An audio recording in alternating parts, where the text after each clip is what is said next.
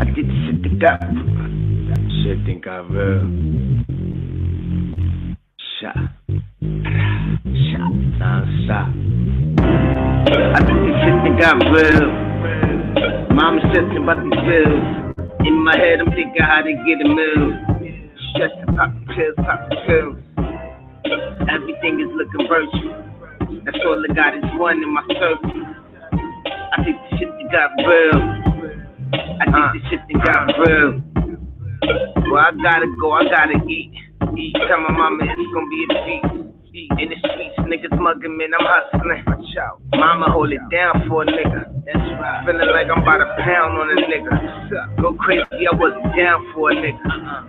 Oh, you think about it, shut up. I'm thinking out the box to make it to the top. I think this shit that got real. Mama stressing about these bills. In my head, I'm thinking how to get a meal. Stressing, pop the pills, pop the pills. Everything is looking virtual. That's all I got is one in my circle. I think the shit that got real. I think the shit that got real. I'm asking God, please forgive me. The devil got me burning like a chimney. I feel it from my soul to my kidney. Let my mom chill, put her in the Bentley. That's the shit I like to see. Yeah, my mama raised 3. Independent woman raised 3. Did it on her own, she raised me. She open, told me that I'm a baby. Son, get out the street cause it's crazy. Niggas that take your life, you my baby. You don't wanna play in the streets cause it's crazy. I think this shit that got real. Mama stressing about these bills. In my head, I'm thinking how to get a meal. Stressing, pop the pills, pop the pills. Everything is looking virtual. That's all I got is one in my circle. I think the shit that got real. I think the shit that got real. Thinking to myself about the time when I would sit at the table and just rhyme. I'ma make it mine, I'ma grind. Make my mama proud. Watch her scream loud. Now she watch me right up on the stage though. Next time she gon' hear me on the radio. I just keep on pushing till it is a go. Watch, y'all gon' see me on the road. Doing shows, watch a nigga about to blow. If you ain't wanna know, don't come to my show. My mind focused on the make it get the dough. Tell her executive, show me the dough. Give me one chance, open the door. One chance, open the door. One chance, open the door. Open the door. I think this shit that got real. Mama stressing about the bills. In my head, I'm thinking how to get a meal. Stressing, pop the pills, pop the pills.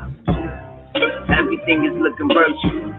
That's all I got is one in my circle. I think the shit that got real. I think the shit that got real.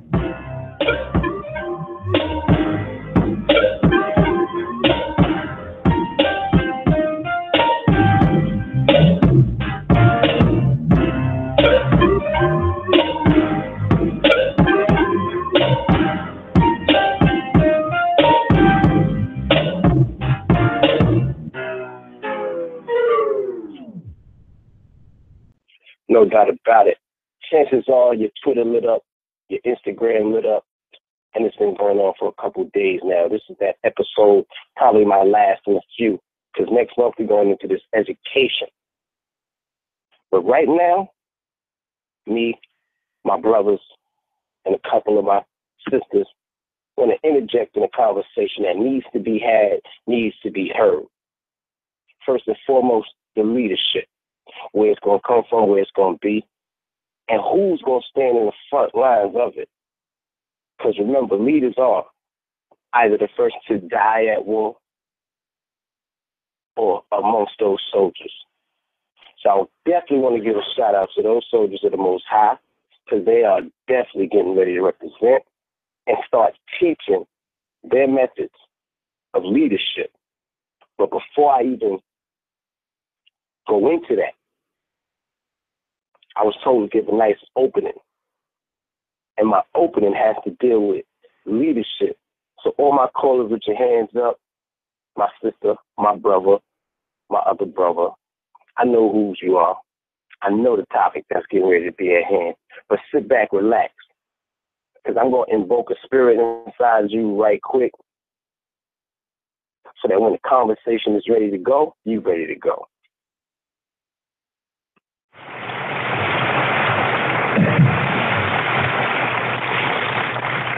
Distinguished guests, brothers and sisters, ladies and gentlemen, friends and enemies.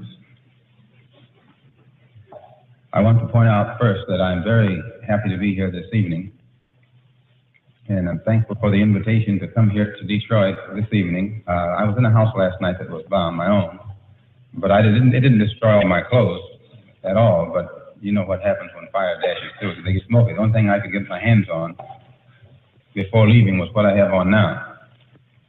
And remember that picture with Nicki Minaj and that looking ass nigga? Well, here you go. This is Malcolm X's last speech. Just pay attention.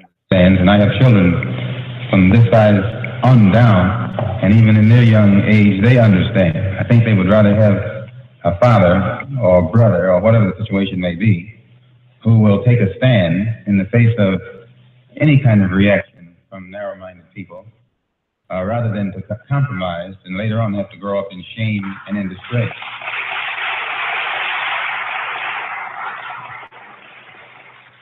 So I just ask you to excuse my appearance. I don't normally come out in front of people without a shirt and a tie. I guess that's somewhat a holdover from the Black Muslim movement, which I was in, and that's one of the good aspects of that movement. It teaches you to be very careful and conscious of how you look, which is a positive contribution on their part. But that positive contribution on their part is greatly offset by too many other liabilities.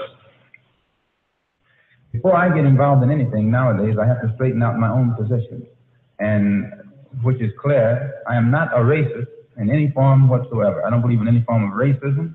I don't believe in any form of discrimination or segregation. I believe in Islam. I'm a Muslim.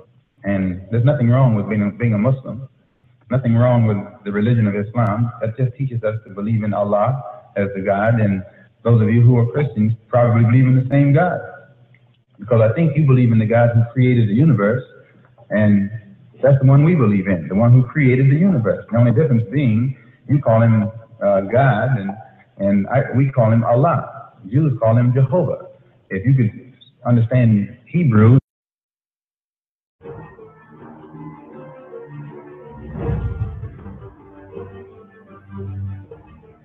We believe in the truth that is in the Bible, but we don't believe in the lies that the white man has put in the Bible.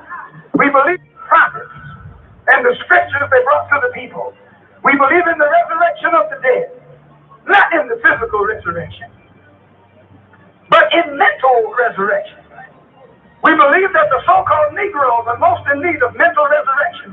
Therefore, they will be resurrected first. We believe in the resurrection of the dead, but not when you're physically dead. When you stop breathing and your heart stops beating, and that man stick you in the ground, that's all she wrote. You are not going anywhere. Your soul isn't going anywhere. Your body isn't going anywhere. Nothing is happening after that. When you're dead, you're done. That's it. You can forget it. Then he says, oh, what about the resurrection? He says that our people are dead. Negroes are dead. Walking down. You're the one that the book is talking about who is dead. Dead to the knowledge of yourself. Dead to the knowledge of your own people. Dead to the knowledge of your own God. Dead to the knowledge of the devil. Well, you don't even know who the devil is. You think the devil is someone down inside the ground that's going to burn you after you're dead. Why, the devil is right here on top this earth, and he's giving you hell every day, and you still too dead to see it.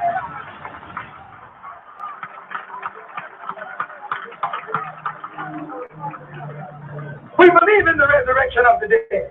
We believe that the 20 million black people in America in the last days will be taught the truth. The trumpet of truth will sound in your ear. And it's being sounded today, the trumpet of truth. And this truth strikes your ear and strikes your heart. It'll open your eyes. It'll open your ears. It'll make you stand up.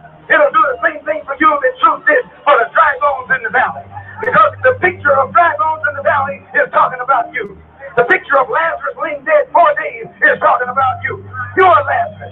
You are the dry bones. You are the prodigal son. You are the lost sheep. You are the people about whom the Bible is speaking who will stand up in the last day when the trumpet is sounded. Black people are waking up.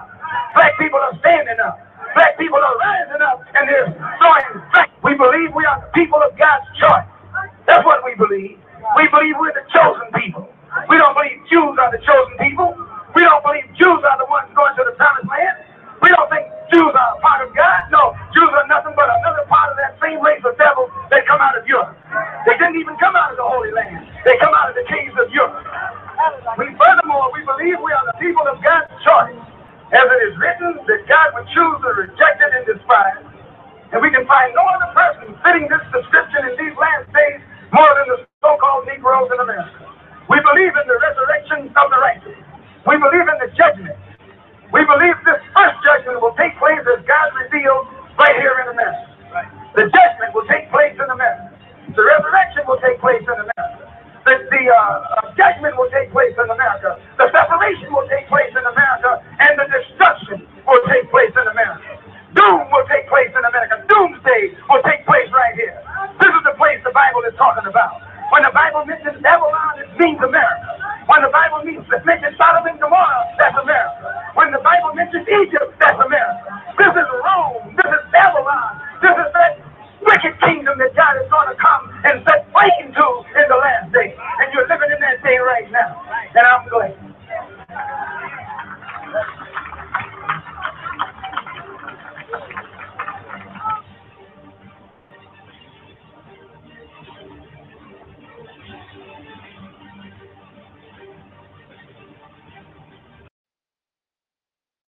What more needs to be said? I remember when the second term of Barack Obama's election came up, right around Hurricane Sandy, that little issue there. And there was a quote or a mantra or a slogan that was going out. It says, "Were you fired up? Are you ready to go? Well, good people, are you fired up? Are you ready to go?" I'm opening up the microphones of my brother Nasi. I'm going to believe this one is my brother Raspy, right here. We open up this mic. And my sister Sekhmet Shabaka. Now, my good brothers and my good sister, how are you on this wonderful evening? Shalom. How's everything with you? No doubt about it. You know, I'm good. I'm great. I'm feeling great. I'm awake. And I'm ready to go. So, we want to talk about leadership, and I definitely had one of our foremost ancestral leaders bring you two brothers in, but I do have a sister on the line that wanted specifically to speak to the sisters about what we're going to talk about tonight. And I'm going to let her go first because I don't know exactly her time schedule or what she has to do. So I believe, you know, in honor of us being gentlemen, we're going to let the ladies speak first. Is that all right with you, brother, tonight? Yes, no doubt about it. Sister Sekhmet Shabaka, you know your microphone is open. We want to hear what you have to say towards the ladies and polygamy tonight. Well, thank you so much, gentlemen. Thank you for allowing me to come on this phone line and interact. Great conversation with you.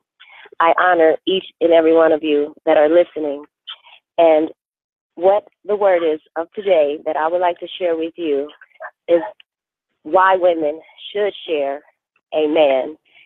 And also, each woman and every woman, before going into a relationship, should make sure that her inside and her vagina is clean from parasites. Parasites is a real situation.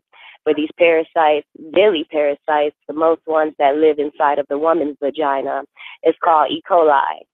And E. coli parasites can go anywhere and live anywhere inside of the body. But these are parasites that live in feces. Feces enters the woman parasite either through anal, sexual contact, or digesting these feces. Could be in our drinking waters and in our foods and in the animals that some people eat. And most animals somehow are receiving E. coli bacteria in their gut. So you're constantly being ingested and digesting feces. And so the only way that this parasite could be killed is really hot boiling water. And I just want to teach women first how to have a healthy vagina and also prepare for marriage and why should we unite more than one woman with a man. There's many purposes. So that's the topic I would like to get in on tonight. Drop your heat. We got 2 hours to go and a few maybe about 45 minutes of overtime. Thanks, and shout out to everybody on the line. I see someone else got their hand up right now. I'm going to open your microphone, but let's respectfully listen to the segment. Okay, I'm going to have to mute that microphone real quick. But yeah, let's respectfully listen to the sister. Let her drop this heat, and then us brothers are going to speak on our positions. Thank you so much. Well, ladies, I just want to share with you that one of the number one diseases and causes that's going around is bacteria infections, yeast infections, and painful menstrual cycles. And I just want you to know that these cycles can be, this pain can go away. I just want you to recognize that there are parasites that could be living inside of the vagina. And of course, they can enter through the man's injecting you if he's having anal sex with you or some form of anal sex and coming back into your vagina. So it's also good that your mate gets cleaned out from E. coli parasites. There's a machine called the Cajun alkaline water machine. This machine will kill the E. coli parasites. So drinking alkaline water in a healthy way will kill the parasites. Lady, dushing inside of vinegar and then taking alkaline water and dushing the alkaline water up the vagina will cure the bacteria infections, yeast infections, and basically these daily E. coli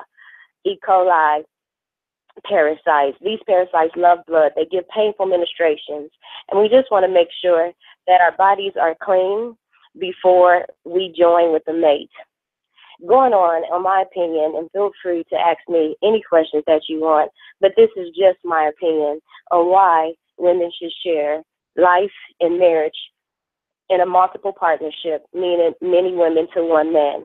And of course, I want to say that there is a struggle going on in our food systems.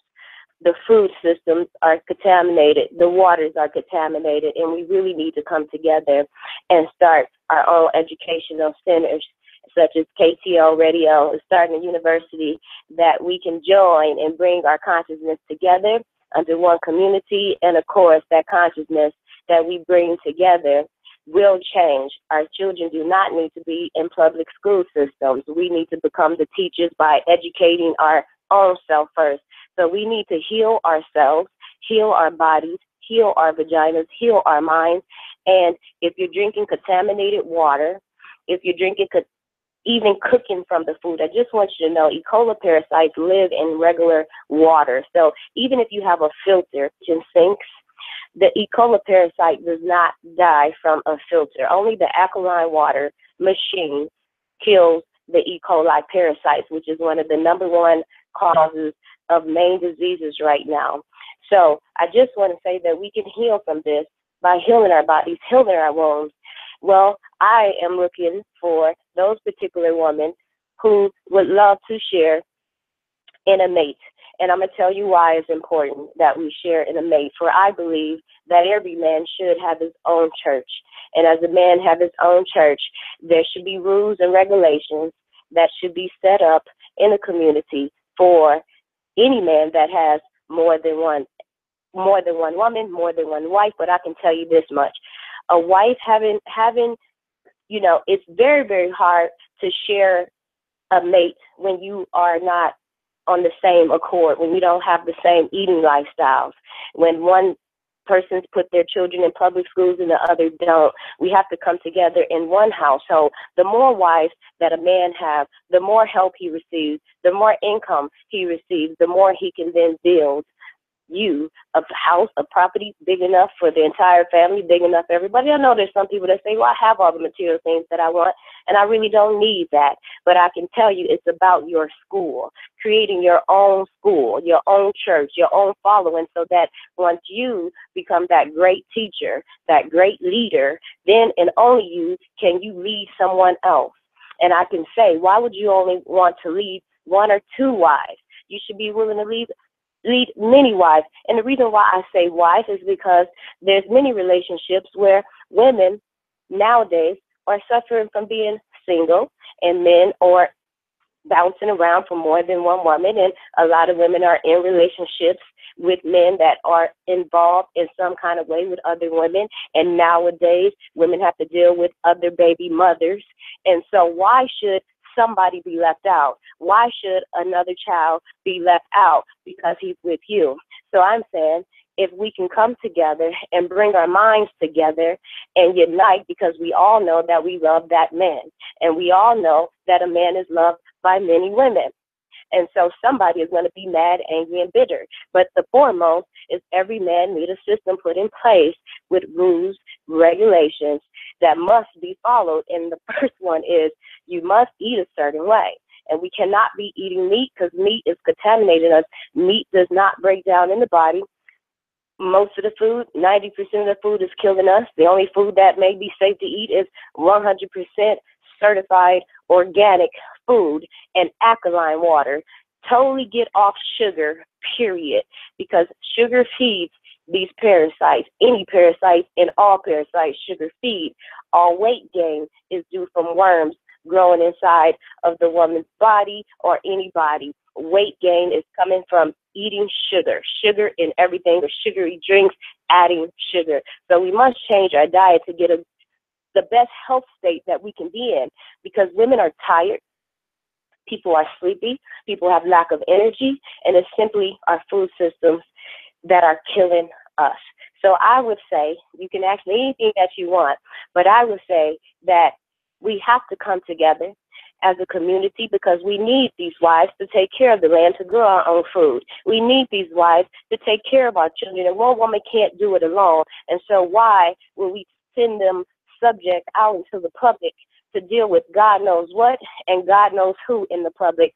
Especially for one, we have to realize that the world is extremely contaminated. A lot of people may not care about that, but you should care about that, because it's happening as sudden death and sudden sickness. If you think about it, women, just think about it. Think about that, women. Just think about it. The women got, you know what, I'm going to give the women something else to think about. What you said to me privately, and I shared just this one part of it and a few other things that you said to me, because I wanted women to kind of think about what you're saying right now. What you said was that you believe that your men should stay home and that the women should work, and that he should run a business off of the income that they bring to him, saying that if he goes out and works for another man, how could he actually feel like a man? That part right there, I can dive deeper into, because I think that the paradigm that we as a people face right now is that our women are really being educated seriously, and giving the women the jobs. I mean, correctional officers, middle management, a lot of these executive positions, they're going through. A lot of our women are lawyers, accountants, and they're even becoming doctors and dentists, things of that nature. But they're bringing in the majority of the income in our quote-unquote black community. So in other words, what I'm saying is either, because I agree with monogamy, polygamy, in both forms, polyandry and polygyny. It's happening regardless of how ever people feel about it. It's happening. Right now, there's probably people on the line that have there's females on the line that have two men that they're dealing with, and there's men on the line that have two women that they're dealing with, maybe more on both cases. So what I'm saying is it's happening right now. What we choose to do is not acknowledge it. Do you feel that in our position as a community, since there is a problem, let's not be all complaining about it. There is a problem with black men in white supremacy society. Do you believe that men should, in our community, stay home and try to formulate a business from inside the home, as opposed to going out and working for somebody else and still coming home and trying to be a man and a father and a provider and all these other things? Because I see it's draining on women as well. So what's your take on that, what you said to me? Absolutely. I am so honored to answer this question. I am really happy to get this information out. I am extremely happy. But let's just say this. Money is power, and power is power is power, and you need power to make change, okay? Which means you need money to get power to make the changes that you want to make. It requires money. So just think about this. This is a common sense thought. If you have 10 wives, and I always give this analyst, if you have 10 wives and each wife have $1,000 to bring to the house, well, that's $10,000 a month versus in one house, in one land, in one place, versus one wife who's bringing 1,000. Would you want the 10,000 or would you want the 1,000? Now, again, not every wife needs intimacy, sexuality. You can make your own rules. You may say, you know what? Before you can even sleep with my husband, you got to live with us for a whole year to get your body clean, get your health clean, get your children situated, work on the person, before just inviting them in their life. Make sure that their vaginas are safe. So I just want to say this, if we know that the McDonald's foods are killing us, right? Because we got to go out and work. Okay, we got to go out and work, and these fast foods, all these fast foods are killing us. We're feeding our children. We're killing our children. Mothers are killers and don't even know it when you go through the drive-through of these fast food restaurants. We just feed our kids anything. There is no leadership. There is no one stepping up and saying, look, we're dying from these foods. Our children are full of diseases. Our children are sick. All of our children have diseases. Where are they coming from? Nobody has enough sense to think, oh, the food. Let me research the food. A food allergy, when people are allergic to food, that means when you have an allergy to eating any food, it means that something foreign has just entered your body and your immune system is trying to kick it out, fight it out, because it doesn't recognize it. That is what an allergy is. So I'm just saying we have to make sure and take responsibility and stop running to the outside doctor and be the doctors that we know we are. So I'm calling all the queen mothers. I'm calling all the high priestesses. I'm calling all the sisters. I'm calling all the goddesses to step forth and do what you know, what you do best. So we have to stop complaining about what somebody else is doing when we sending our children to the schools, when we sending our children to go eat at these places. We have to come together and get that power. We have to. And if you don't do it for no other cause, that's the main reason. It has nothing to do with sexuality in my case. And like I say, you can set your own rules. I most definitely agree with that right now. So, my sister, you definitely dropped and graced us with a lot of heat right now. I want you to sit back and relax because the brothers are about to speak on it. All right? So I'm going to bring you back in. If you have the time to stay towards the end of the show, I'm going to just open up everybody's microphone. But now I'm going to let the brother Nasi speak because I believe that everything the sister just said, when I sat down and I watched the video earlier of brother Nasi's wife speaking, he literally fits all of these categories that this sister just spoke about. Literally. The wives are, as my brother Tariq Nasheed would say, cooperating. The wives are maintaining a family structure. I'm not sure about how they eat, but I know according to Hebrew doctrine, they're not putting in a lot of negative foods into their bodies. So I know it's probably the majority of a vegan diet. He's running around with Minister Inky, so I know he's scared now of eating certain foods anyway because Minister Inky is scared of living life into you. Point blank, period. I'm eating my purple carrots and dark foods daily because Minister Inky was scared to life into you. But that's a good thing. As the brother say, breathe air.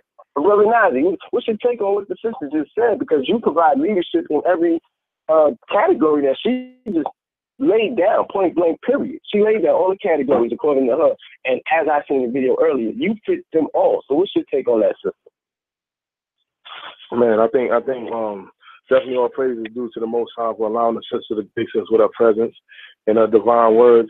I mean, truth was spoken. Certain people, she came direct, so certain people, it may hit in certain ways right now, and they're in their way, they're caught in their emotions right now, and they're being rubbed the wrong way. But like she's saying, what she's teaching is detoxifying your body, taking the toxins out of it.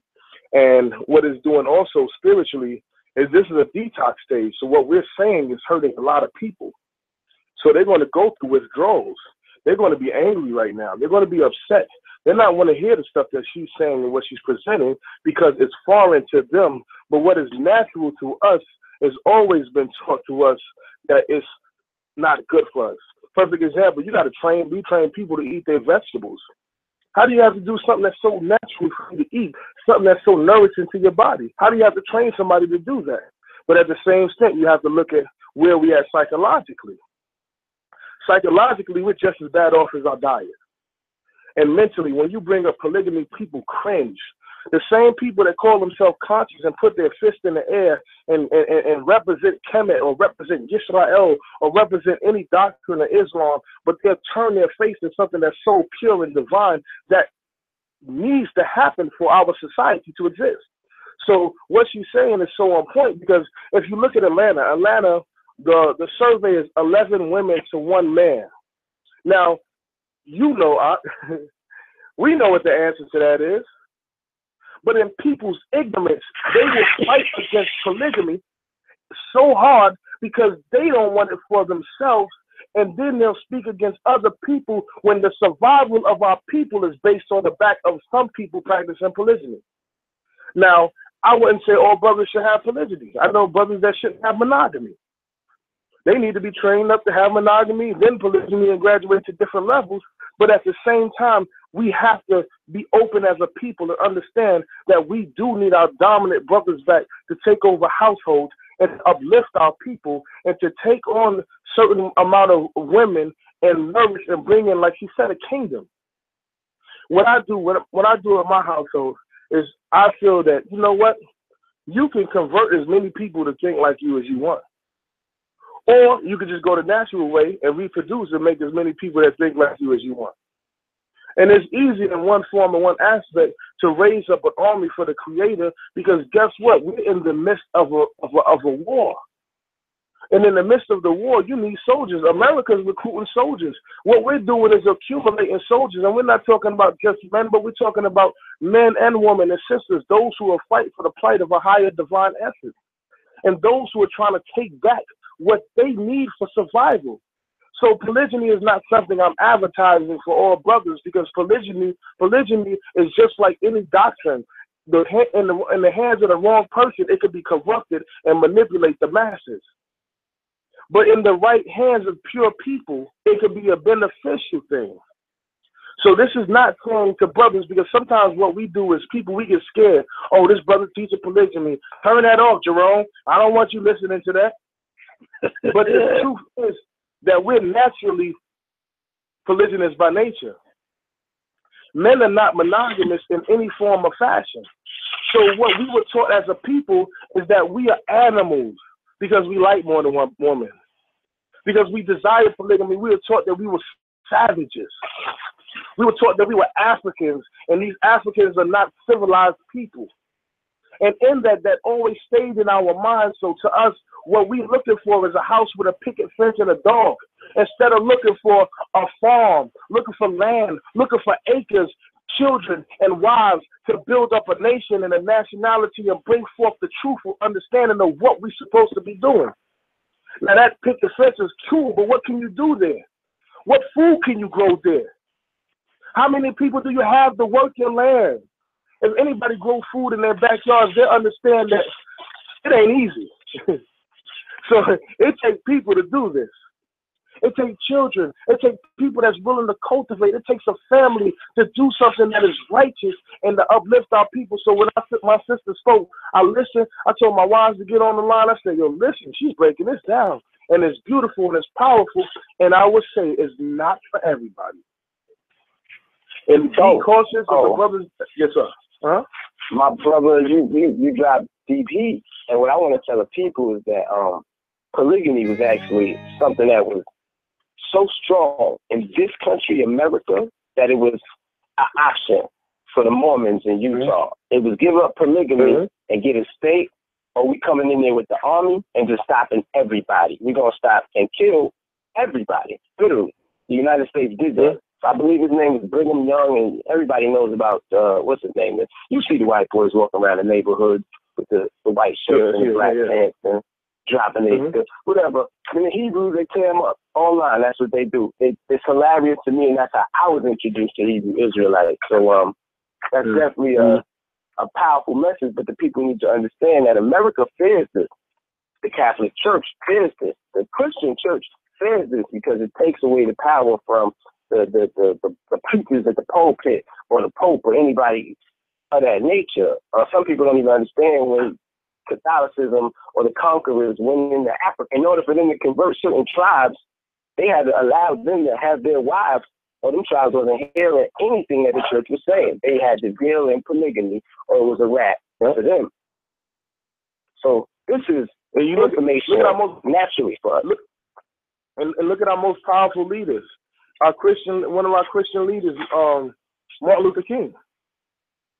Martin Luther King had women. It wasn't because he was an unrighteous man, and some people may agree with some of his tactics, but he had different women around the places. Now, are we saying that he was unnatural, or his fight and his plight wasn't serious enough because of him loving women or desiring women? And this is what we have to understand. Look at the Mormons. The Mormons, as you spoke, these Mormons are unfazed by the politics of America. They're unfazed by the economy of America. If the economy was to fall and plummet today, the Mormons and the Amish people would still be thriving. Yep. And it's because they set up a system that's infallible. It's not able to be destroyed. But what we're taught, like perfect example, and you've seen this, brother. You've seen this, V-Dub. You've seen when Jay Collins on the Brooklyn Nets, he signed a 10-day contract.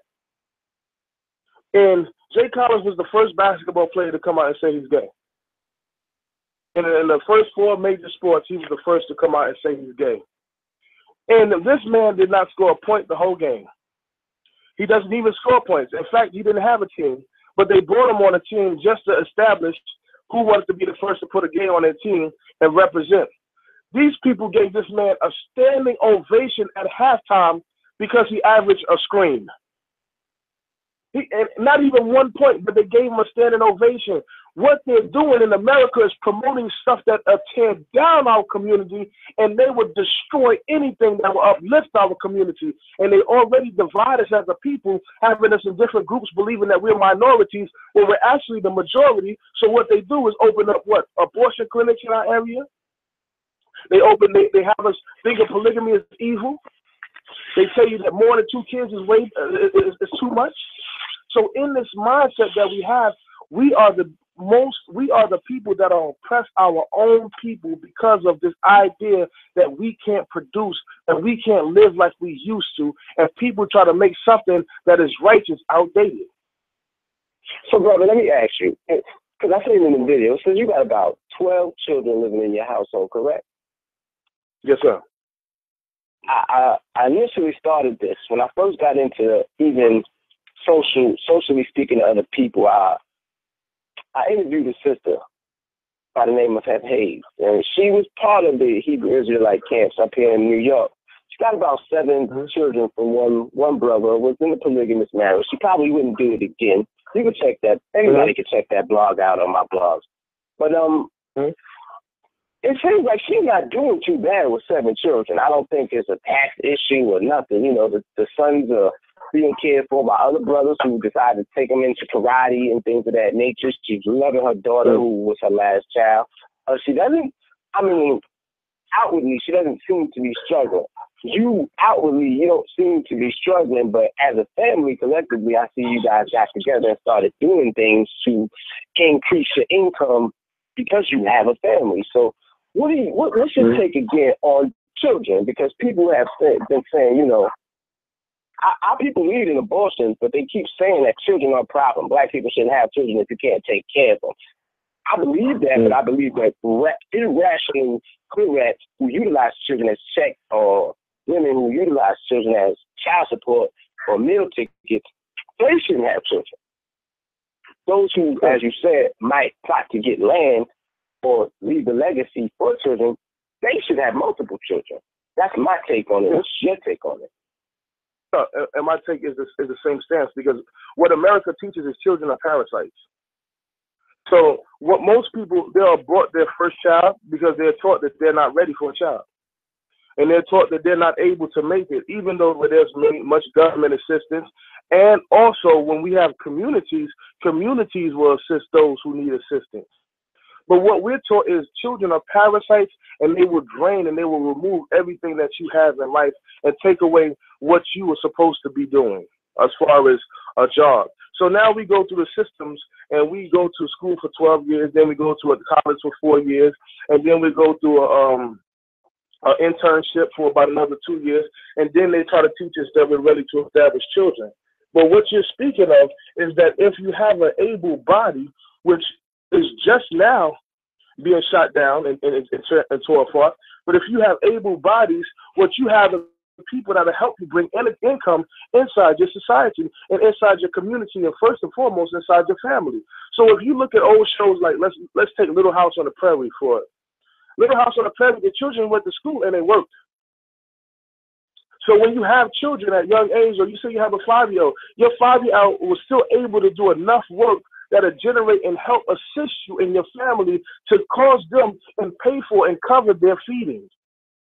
So when we look at it from that perspective, and we look at it from a Afrocentric or Asiatic perspective, we know that these people that we're bringing into our family help build up our family and uplift our family, and not parasites as what these Americans teach us. Man, what you just said is true. You can have a 5-year-old grow multiple gardens inside their room or living space, strawberries, carrots, whatever they feel like growing. And it'll be a fun project for them, and they can eat the food that they grow and sustain themselves.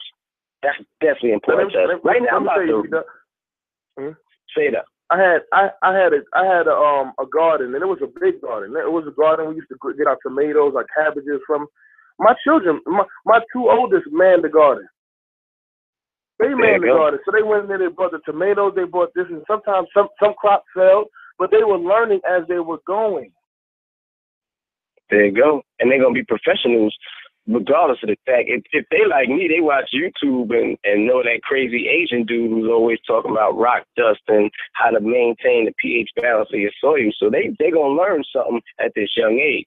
Right now, though, I want to rumble everybody's spirit with a voice that always rumbles mine. Brother Raspy, you've been on the line. You always remain patient and quiet and humble. I love that thing about you.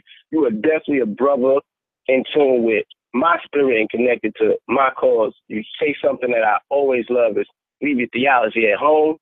Let's keep this building going. So, Brother Bradley, you've been listening. You've been patient. What's your take on the whole conversation? Shalom. All praise to the Most High. Thank you for having me. Thank you for having me, King. Shout out to the Queen for her word. My brother, Nasi. I'm going to start off with this. It's something that I talk about a lot. Society has trained us to use the word being in love.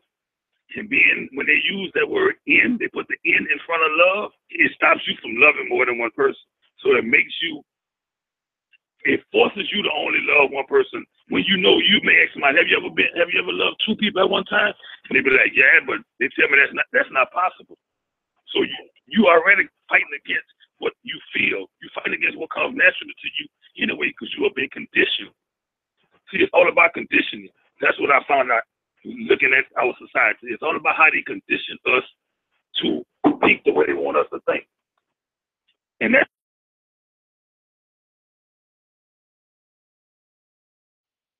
and what that conditioning does is it forces you to fight against your natural body. You love people based on the relationship you have with them. You know what I'm saying? You are my brother, Nasi my brother. I may not love you the same way I love Nasi, but I love both of you. You feel what I'm saying? Am I on the line? Oh, yeah, you're on the line. I most definitely feel what you're saying. See, you and Nasi dealing something that's even way more deeper than I might deal in. And let's not get it twisted, my brothers. I know what you know. I definitely read what you read, and I had those, my blood brother is in your truth as well. I just choose to speak to a different range of people because what you guys are in, I grew up in. You feel what I'm saying? I'm not talking about our truth, our beliefs. I'm talking about just on the society and how we are conditioned in the love part. See, you can't be in a polygamy. You can't be in a polygamy relationship if you believe in being in love. But once you believe in being in love, you believe that you only can love that one person because that's what society teaches us. You only love that one person. You can't go out of that one person. When I was just doing research for my book, and I see like 75% of the world is polygamy. It's just over here in the Western culture that they push it on you to be monogamous. Monogamy, my brother, is the minority on this globe and in this planet, and even in America. But they push it on you to be monogamous over here in America. And that's two things I found out about the conscious community that they have a problem with letting go of. The thoughts of being married and how the institute of marriage is and the way words are used. No matter how conscious people claim to be, that's two things I find out through the whole conscious community that everyone has a problem with. So when I bring up those two subjects, they always run from it because they don't want to deal with it. They want to stay in that area, boxed in. They don't want to free themselves, which I feel is a problem because if you look at the way our system is set up now, we have all our men, they either going to jail, they getting killed, they being turning gay, and like you said, the women are getting all the jobs. We have to do something to balance this out. Or are we just gonna go ahead and just kill ourselves off? We have to balance this out. It has to be a defense mechanism to kick in as a people to do something to keep us alive. Because that's what white folks doing. They may not want to admit it, but they're gonna do whatever they do to make sure they survive as a people. With us, it's so much so much individuality that they have programmed into us that that's all we do. You know what I'm saying? Why should I want to see another man dead? Why should I want to see another woman hurt? You know what I'm saying? You look like me. So if anything, I should be trying to lift you up, bring you closer to me so we can work together. You know what I'm saying? We have too many bosses. Everybody want to be a boss. A boss points a finger and tell you what to do. We don't have enough leaders to say, come work on side of me and let's get it together. And that's our problem.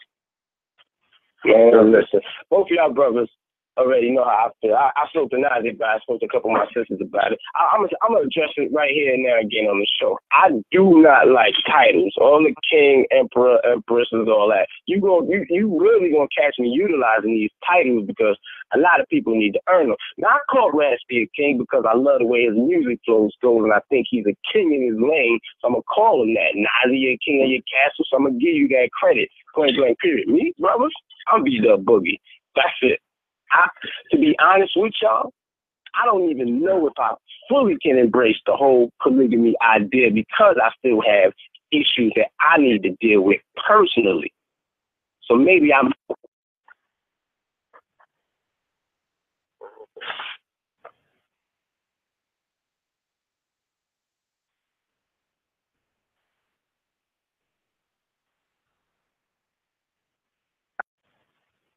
Hello?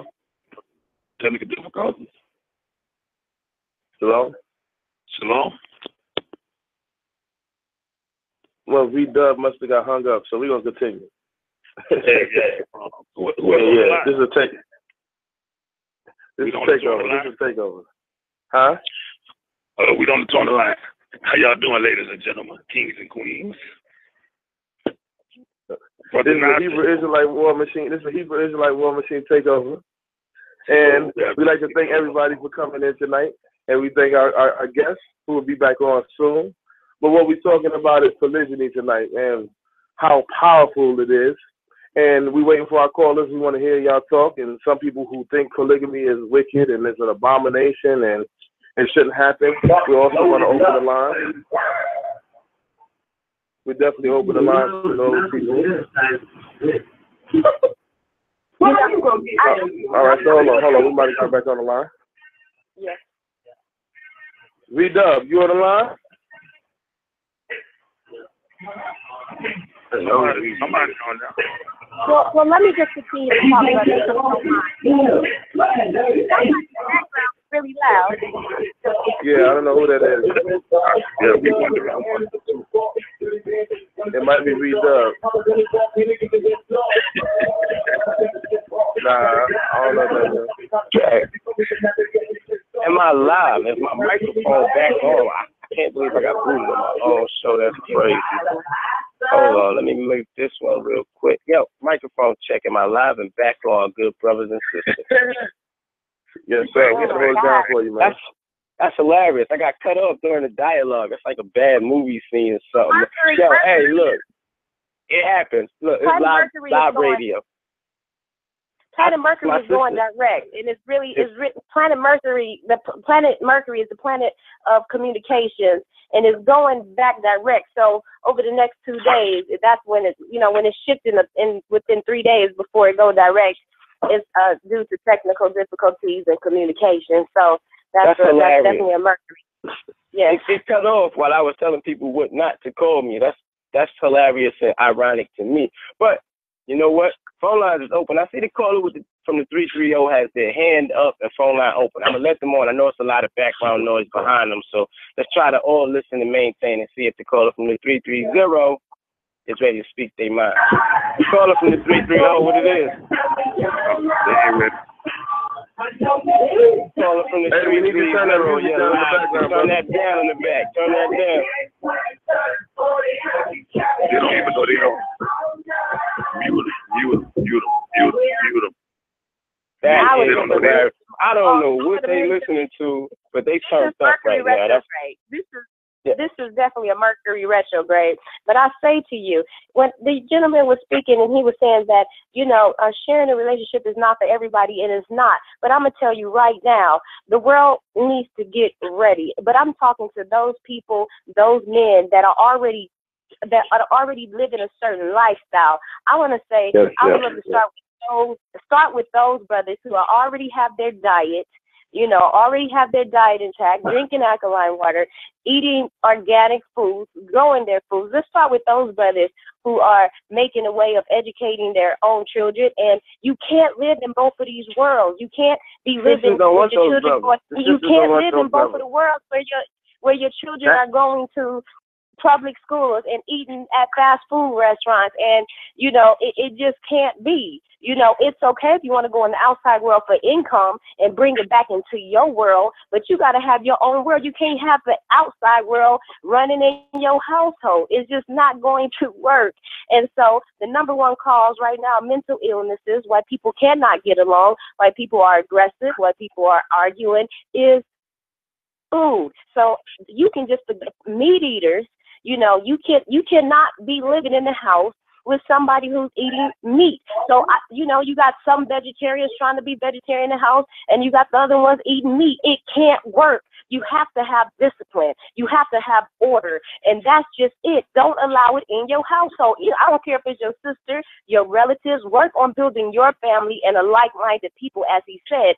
Bring the children up from birth that way, and work on your family, establishing it that way. Now, it is not too late to begin the change, but it has to be. It's a lot of people that are not ready. And one, because their diets, you can't be drinking sodas and Pepsis and sugar, and all this stuff is killers. All this stuff is dictating behavior. This is why some people just get up and just stab people out the blue because they're arguing and pulling out guns, and next thing you know, this person is done. All this is stream. I was just, I don't watch TV, but it's just what happened. I'm visiting over a relative's house, and I turned the TV, and Atlantic Housewives was on, and these women were on there, fighting and aggressive, and, and they're all meat eaters.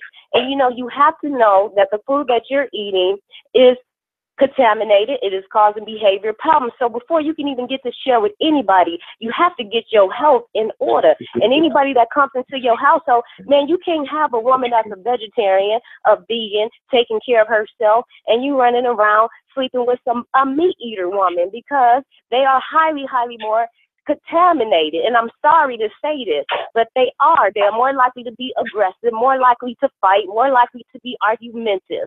So there's studies been done, and you can do the research between vegetarian and meat eaters.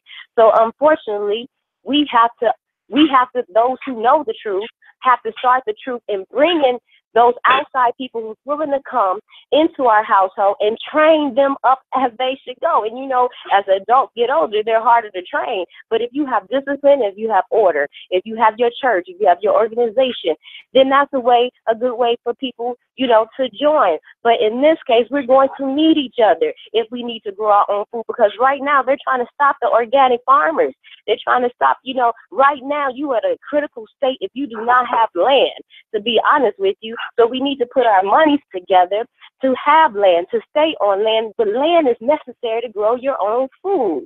It is necessary to grow your own food. You need the space. You need the people now educated on the new technology.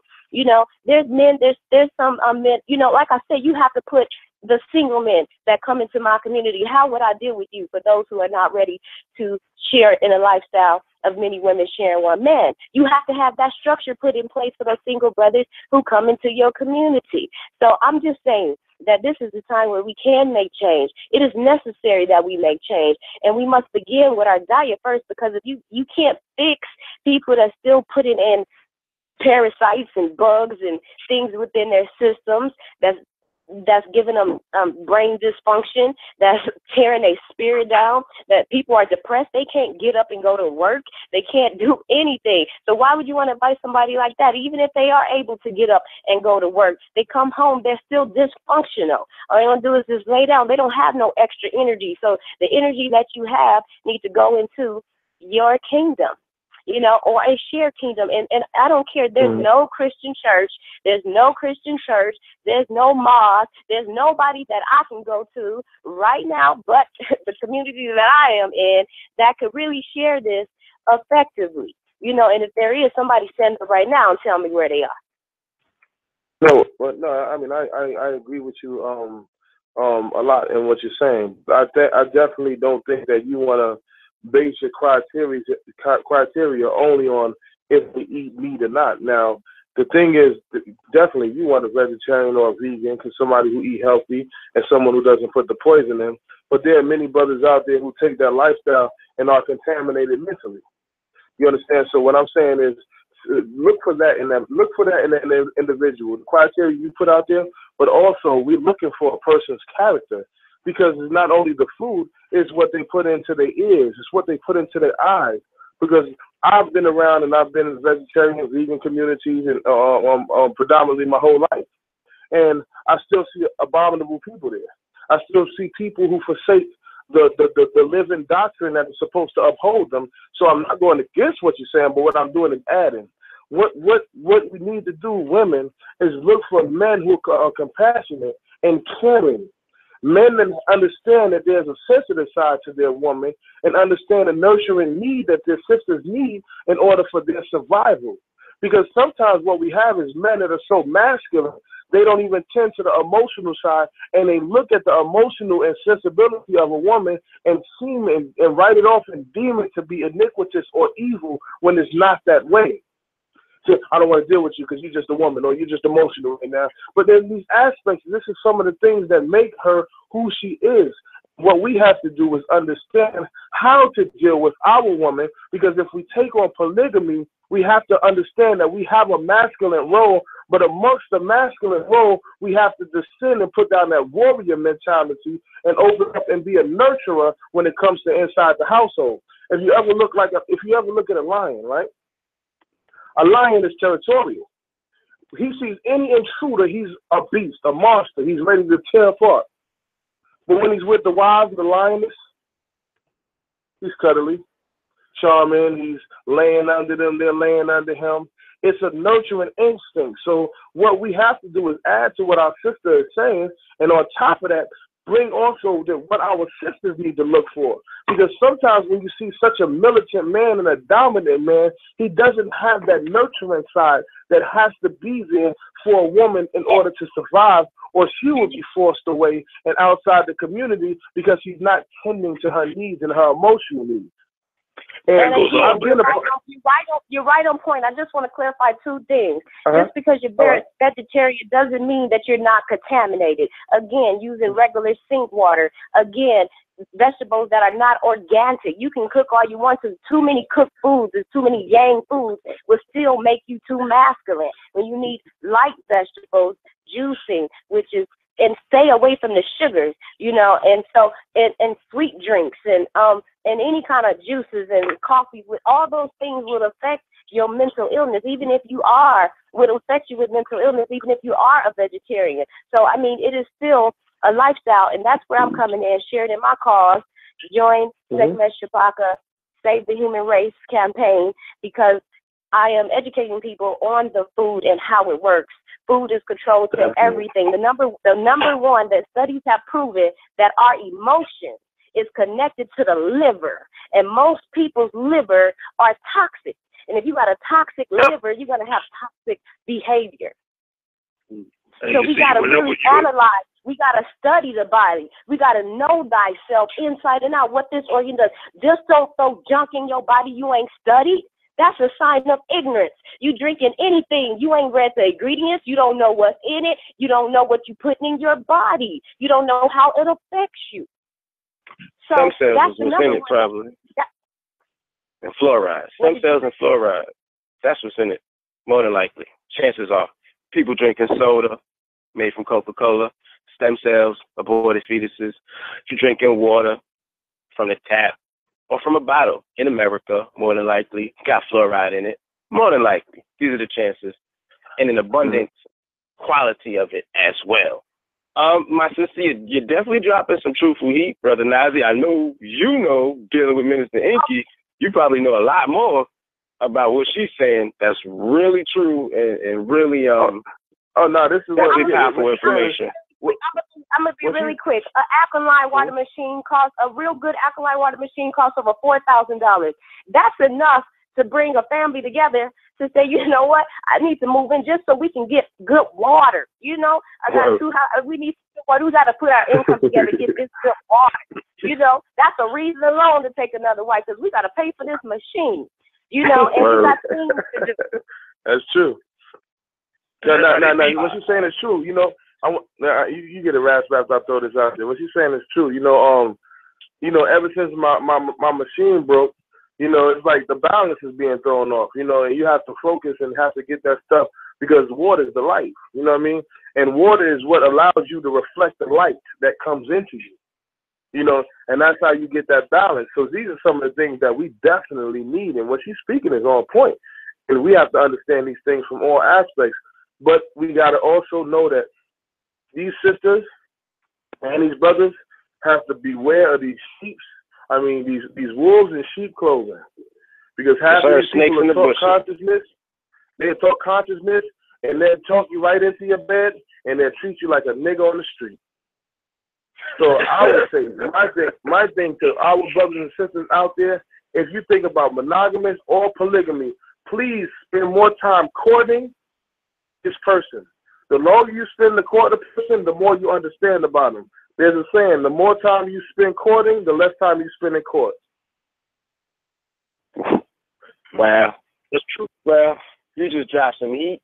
I want the callers to sit back, relax. I want you, my brothers, my sisters, sit back, relax. I'm going to just play an abstract song right now called Nigger 2, break down the conversation. But it's definitely the callers' time to raise their hand. So if they got any questions, anything to say, anything to add to the conversation, any suggestions that might help the brothers, the sister, me, myself. And when we come back, we're going to break down some of these leadership tactics. What's wrong with the scared Negro or the scared man or the scared so-called black man.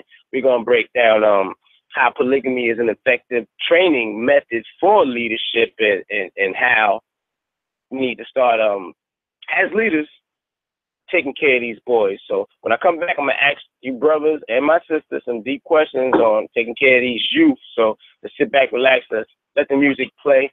This is Nigger 2 from Mama Waha. I don't even know how to say her last name. I just know she's from South Africa. And I like the beat on the song. It really has some rhythm to it.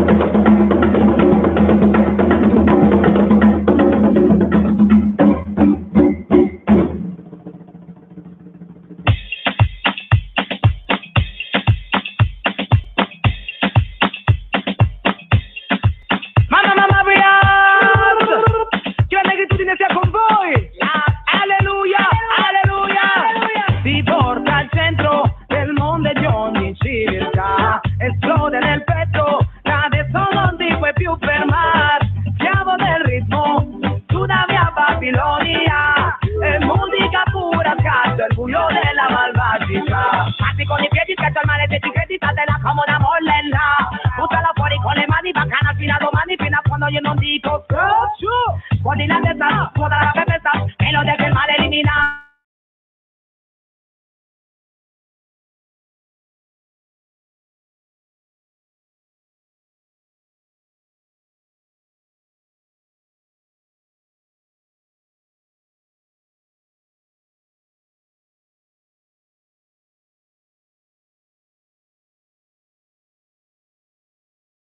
Vive Africa, in ogni battito c'è libertà, entra nel sangue, accende l'anima, le attitudini, dentro il ritmo dell'Africa, dentro il ritmo dell'Africa. Con tutta l'energia che ho, e tanta l'energia che do, quando ognuno ne mette un po', il contatto è magico, io vorrei la pelle nera, voglio il suono vero di Trinidad, io vorrei la pelle nera, voglio il caldo sole del Senegal, in quel tamburo vive Africa, in ogni battito c'è libertà, entra nel sangue, accende l'anima, le attitudini, in quel tamburo vive Africa, in ogni battito c'è libertà, entra nel sangue, accende l'anima, le attitudini, dentro il ritmo dell'Africa, dentro il ritmo dell'Africa, dentro il ritmo dell'Africa, dentro il ritmo dell'Africa.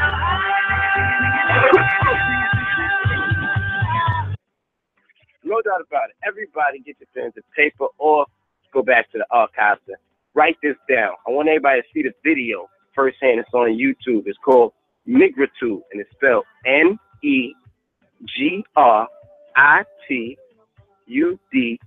It's called Negritude. I want you to pay attention to the first 30 seconds of the video. Pay close attention to the first 30 seconds of this video. And then I guess you can go into the translation and find out what negritude means in both ways. Dr. Umar Johnson has a different meaning for it here in America, and this is how I stumbled upon the alternate meaning. I believe it's in French. I'm not sure what language that song is in. All I know is that when she says Africa and that beat drops, I start to moving. That's probably from my reggae background, you know, Brooklyn Light, went to Grady High School, so dealt with nothing but West Indians and married to a West Indian. So I already know what it is when that music comes on and that rhythm gets to dropping. So everybody, your microphone is back open. Callers, you are now officially allowed to just raise your hand and ask random questions to either of us, any one of us that are on the line right now. Post to the story, brothers, sisters. 6 teens in a whole entire family, I believe they were either in Mississippi or Louisiana. None of them could swim. And so when one went in and started drowning, another one went in and tried to save him. He drowned. The next one went in. Till 6 of them all died. None of the women jumped in because they couldn't swim either. And they, unfortunately, our people suffer from this one problem right here. So my initiative this summer is to at least get programs up wherever the people are at and try to at least give them funding for this program so that they can start teaching individual youth on how to swim in maybe pools, public pools, private pools, or even the beach, because the beach could be a very different swimming environment altogether. What kind of plans do you have, Brother Nasi, that are geared towards helping our youth come up in, not just your youth, but other youth, come up in the society or this war environment that we live in? All right. Well, we got a few programs. It's called one of the main programs we focus on in Atlanta is called Ruach Akkad, and it's ran by a young brother named Melchiel and Jalal and Yishmael. And these young brothers, what they do is they show young brothers how to plant and grow foods. So what they take is some of the most ghetto areas, and they go in there and they ask people or help people turn over their ground in the back. And no matter where you are, who you are, what color you are, what race you are, they're going back there and teaching people how to plant and how to grow. And that's one of the things that our people love, because you know what? There's nothing more beautiful than understanding how to survive and how to eat. So this is something that we definitely produce in our community. We allow these young brothers and sisters to go out there and they'll put in the work. And guess what? Their work, they love it. You know, it may seem like a hardship to us, but to them it's something they rejoice over. And also we have what we call as the King's Lions. The king is the creator, and the lions are the soldiers who represent it. And we teach meditation, and we also teach exercise. So we train our young brothers. We teach them meditation, and all of these things are needed and is a necessity in the community. And not only do we do the meditation and the training physically, we go out there once a month, and we're about to turn it up because we don't have no 501c3. We don't operate off of 501c3. We operate off of what we generate ourselves. So we were doing once a month. We feed our homies. We call them homies. Something that my son labeled them instead of the homeless. He called them homies. So we stuck with that, because they are our brothers and they're close and near dear to us, and we don't want to degrade them in any manner.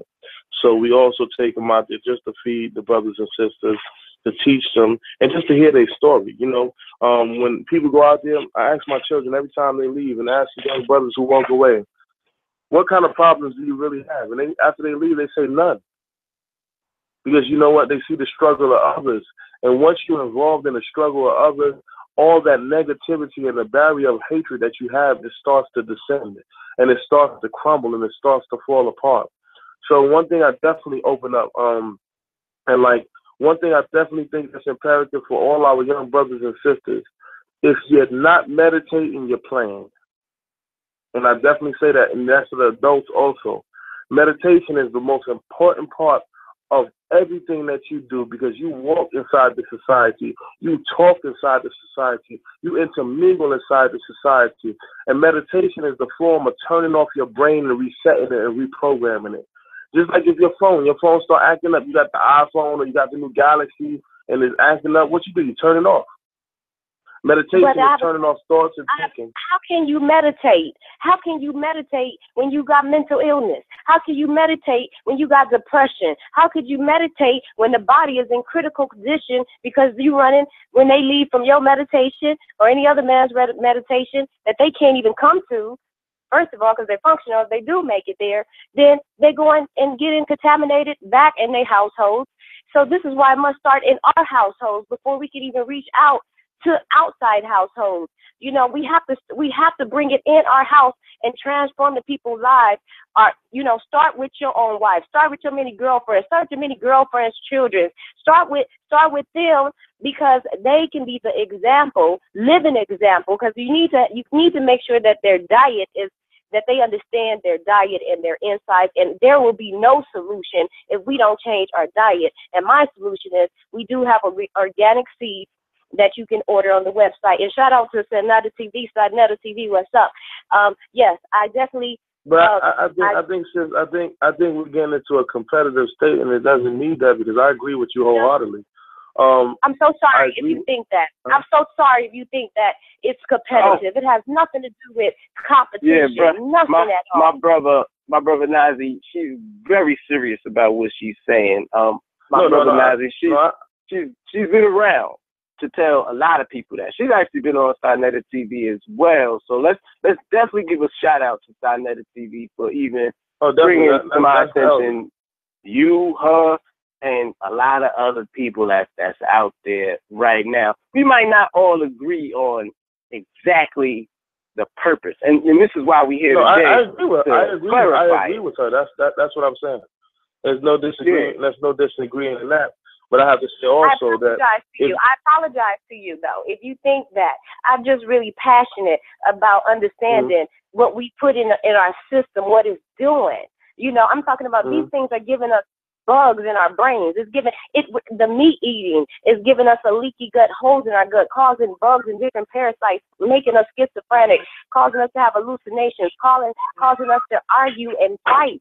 So I'm saying if you don't change the diet, you cannot change the man, no matter how many techniques you got. That's all I'm saying. You gotta change the mind before you change the diet, though. You can't do nothing without changing the mind. You can't change nothing without the mind, and that's where it goes back to the conditioning. We are so conditioned to think the wrong way. We have to change the mind before we need to work on everybody's mind before we work on anything else. Because if we don't get them to think right, that's just like trying to unite. We can't unite till we wake them up. We can't do nothing till we change their mental state. You can't do nothing till you change their mental state. So if we not working on their mind first, everything else is going to be worthless because we can make them change their whole diet. But if their mind is still contaminated, they're going to go out there and do the same thing they've been doing whenever they leave from wherever they was with you.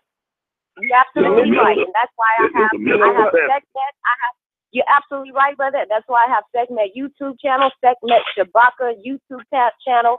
That's SEKHMET, Shabaka, SHABAKA YouTube video. And there's nothing on there but education on what the food is doing to you and behaviors. And so this is how we can begin, you know, spreading the word on what the food is doing to you. You know, and showing them and demonstrating to them, you know, to put them in the state. And that's where I'm at. You're right. Bringing the solution, the mental state, you know, and you know, it may take some time. You know, it may take some time, but I'll tell you one thing. I'd rather do it with another wife coming into my household that I can train first before I can do another child that I'm sending back to an environment that I can't control.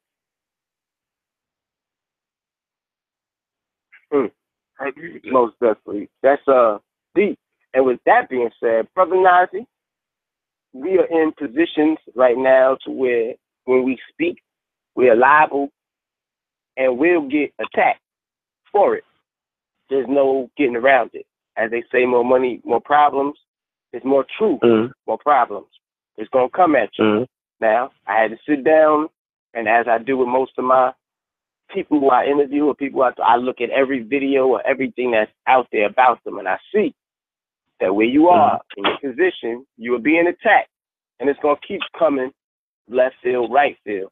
How do you as a leader maintain your stable environment and keep focused on the message that you're dropping? Because I'll be honest with you, prior to your debate with Seti, me and Rasty were on the line and we spoke about you. There's a YouTube video up about it. And me and him both stated that we hope that you went into the Seti debate bringing information that can't be disputed. The information of Job ben Solomon. If you translate his name, his African name, either way, it's still a Hebrew title, or some of the early Hebrew Israelites that were here prior to colonialization or pre-Columbian, things of that nature, which you did bring some of this information to the table. So me and him, I guess you could say, prophesized what you were going to do, because we already knew what information is out there that could kind of silence the people. I do the same thing with the Moors, because the information is all the same thing. And when Taj Tariq Bey finally got up and admitted, truthfully to everybody on Sinetta TV, that it's really hard to distinguish the Moors between the Hebrews at a certain point in time, I was glad. I felt vindicated in some of the things that I've been saying and attacked about. This comes a lot.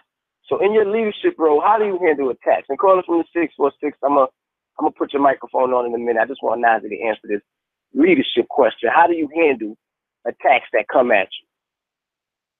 And that's a good question. I think that's one of the realest questions I was asked.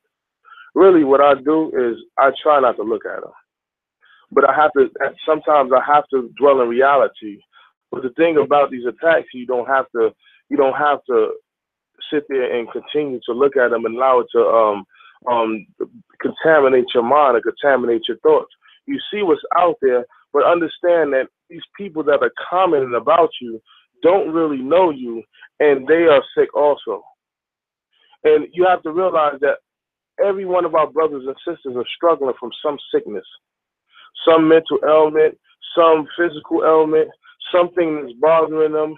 And a lot of times they say stuff, and in their heart they want to be loved, but they come across as violent, they come across as negative, or they come across as bipolar.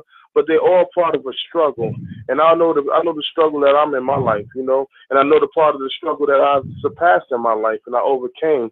So when I look at some of these negative attacks, I only look at these people as being human, which we all are, and we all have mistakes. You've seen all the attacks. You would think that in the Israelite community I would be glorified, or people will hold me high, and a lot of the attacks come from the Hebrews. Well, let me help you out with that one. The attacks came from a specific camp, and probably maybe one or two individuals. And with that being said, in all honesty, I think I understood what you said when you said I'm a student of Dr. York. I think I comprehended that because I've spoken to a lot of people who are Nubian and came from him, but they have information of their own plus what he gave them. So I'm a student of Dr. York. Point blank, period. A lot of people who read these books are probably students of Dr. York. A lot of our elders engaged with Dr. York or didn't, but still use that relevant same information. So I am a student of Dr. Use that soundbite for your video. And you check it out. When you look at the end of the debates, if you look at the question and answer period, I tell you I studied Dr. York, and the purpose I told you I studied Dr. York for is to battle Dr. York or debate Dr. York, which that never came into play, and I ended up debating Sarah Suit and Seti. But in understanding, that was in my younger days. That was when I was younger. I studied and I acquired the knowledge to battle. But when it came over to long terms, the knowledge was actually the foundation of my peace and my tranquility that I was searching for. So even though it was engaged in a negative aspect, I really found over time that it was really nourishing for me. So when I started looking at these people, I studied all type of brothers. I mean, I studied Polite. I studied Ali Muhammad, all these beautiful brothers, Alim Bey, all these brothers that bring intellect. Yaffa Bey, they great. You gotta study them. All of these brothers. And this is what people don't understand about me. Though I'm a leader and have a congregation, I'm humble enough to always say I'm still a student. And that's some of the things that I want brothers to understand. And I think what happened with the Egyptian or the Kemet Foundation is that they were unraveled and they didn't know how to deal with it. So what they said, all your stuff is plagiarized or you made the stuff up. When you really go into it and you look at the debate, they haven't came up with a good rebuttal yet because there isn't no rebuttal for the information because it has a solid foundation. I am so sorry. I am so sorry. I feel really, I'm a lady. I'm on the phone. I don't have no attention on me or the other ladies that's listening. Talk to us, brothers. Tell us what we can do to be in your life. Y'all talking amongst each other, and the ladies need guidance. So if you are leaders, tell me how you're leading the women and what we can do to participate in your life and your community. And if you ain't ready, it's fine. Just say that you ain't ready, but I'm talking about how we gonna unify, not keep talking about what the problem of how we're dividing. We got to come up with a solution. No, sis, I think one of the things you have to do as a sister is let the brothers take the lead and you fill in when you can and be that strength that supports the brothers. A question that was asked directly towards me, and I wasn't going to spend an ample amount of time on it, but I think that I was saying in the diversity, and what I was saying is how people manipulate information that's before them, and I'm telling people how not to worry about what people say and what people do, and the reason why they become or behave a certain way is when their foundation is struck, and it's talking about cognitive dissonance. So when you talk about cognitive dissonance, people's foundation becomes struck and they become attackers to things that you do to try to utilize. So when it's never talking about separation, because in fact this weekend, about how can I join you? If you have something going on. If you have something going on. Just a second. We're going to get into how we're going to unify and get unification later. My question was, how do you, as a leader, come over the adversity that comes with being in your position? Any one of us who have been outspoken have been attacked. So we need to understand how is it that we can lead after being attacked or during attacks? Because that can waver our sisters or anybody who's around us, that can waver their faith in us as a leader. If they see that we can't handle an attack, they see that we can't handle a question. That's what the problem is. I think that's what the problem is. It's been too much. Shut up, woman. Get behind me, woman. Roll out, woman. I think it's too much. I think it's too much. Let me say this. Out of all respect, I let you talk, and I would like to talk when I'm asked a question. I never intervene, and I think the problem is now that you're intervening in what's being said and not letting the flow of the information to come forth. I respect what you have to say. Now, maybe he asked me a question on the debate, so I could have talked about the polygamy. Now, first of all, in the polygamy, when I put a post about polygamy and my wives, I received negative attacks against my wives. So it could have been any way he asked the question, but that was just the way he directed the question. I have no time with giving you the ample amount of time. In fact, I will give you the rest of the mic for the rest of the night. But when I'm asked a question, as a man, I feel that I have the time to answer the question without an interjection from someone else. So I would yield the mic for the rest of this conversation and allow the conversation to flow in the direction you feel it needs to be flowed, so I won't distract the flow of energy that you're producing. Pardon me, my brother. Pardon me, my sister. There are other callers with their hands up. So let's let the other callers interject for a second. Caller from the 646. I love my sister. She know I love her. We all good. Yeah. Caller from the 646. You got your hands up. What is it that you have to add to the conversation? Peace. I just want to say that this is a beautiful, beautiful show, my brother. I'm surprised I never heard of your show. My name is Brother Sarnetta, and I want to say that Sister Sekhmet, she's definitely on point. I'm very proud of her. I've seen her grow in her spiritual knowledge. I mean, I had interviewed this sister a long time ago, maybe over 8 years ago or more. I don't know. But I'm just happy and proud to see that she's still doing it, and she has definitely elevated. And another thing I want to say, I want to give a strong shout out to my brother Nasi, man. I am so proud of that young brother and the way that he has handled himself and the way that he has handled his family in the public. One thing that I have to say is that when you step up to teach our people and now you have become the face and you are out there, you are not going to be able to stop the attacks. That's going to come. What you got to worry about is how you're going to handle it. And I think my brother Nasi has handled it and like a man, the way he's supposed to handle it. I mean, even that young brother has given me pointers on how I should do this and how I should do that. Even though I'm the elder, that brother still could teach. You know what I'm saying? He still could teach the elders out there a little something. Because, I mean, I'm like a rocket, a fire rocket. You know, I'm ready to go off on anything, on some negative stuff. But the brother had called me and said, brother, I think you need to do it this way or do it that way. You know, so I just want to say, I want to give a powerful shout out to my brother Nasi for the way he has handled and conducted himself.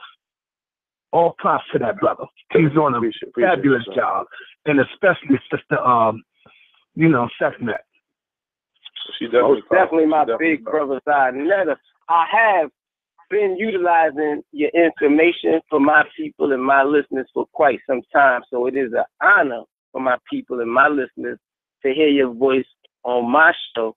I envy the boogie. I have been to your location to shop and spend my money on Black Friday to utilize and buy information. Beautiful, and that's what it's about in my community. Now, some of those pictures that I have were banned and erased from Instagram, but it doesn't matter. The information is out there. The people are here today. You are here today.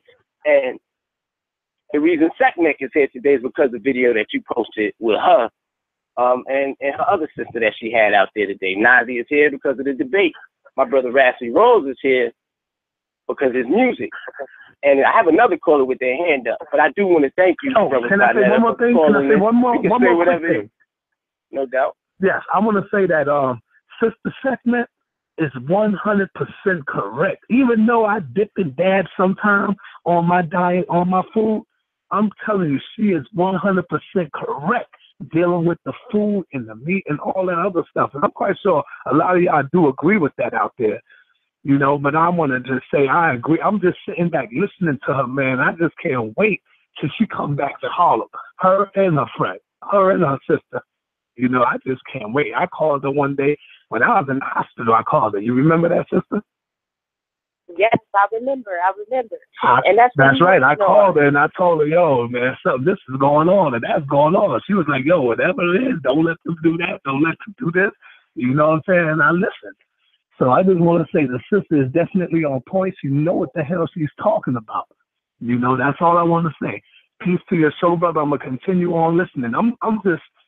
I need to know the name of the show because I'm listening to it on my phone and I'm not online. I wanted to go online and tune in, you know? Oh, well, the station on Blog Talk Radio would be Indie Dynasty Radio. And this is where we showcase the independent music. So this show is the Beehive, but this is the time slot that Brother Nasi chose. So I'm giving it to him. Beautiful. I gotta go and download this show hopefully tomorrow so I can finish, you know, listening. No doubt about it. I'm on go YouTube ahead, my brother. as well. Continue. No doubt. All right, brother. Continue on. I'm gonna listen. I'm gonna fall back and I'm gonna listen to y'all. Got you. That's Big Brother Side Netta, so the people should already know that voice and already know those videos that's out there. Call it from 718. Your phone line is open. What is it that you got to add to the conversation today? Shalom. Shalom. Me? Shalom. Hi. I called. I wanted to say, when I called in, the sister was speaking. And sometimes it's not really that the message is invalid, but the delivery, how it comes across, can be taken negatively.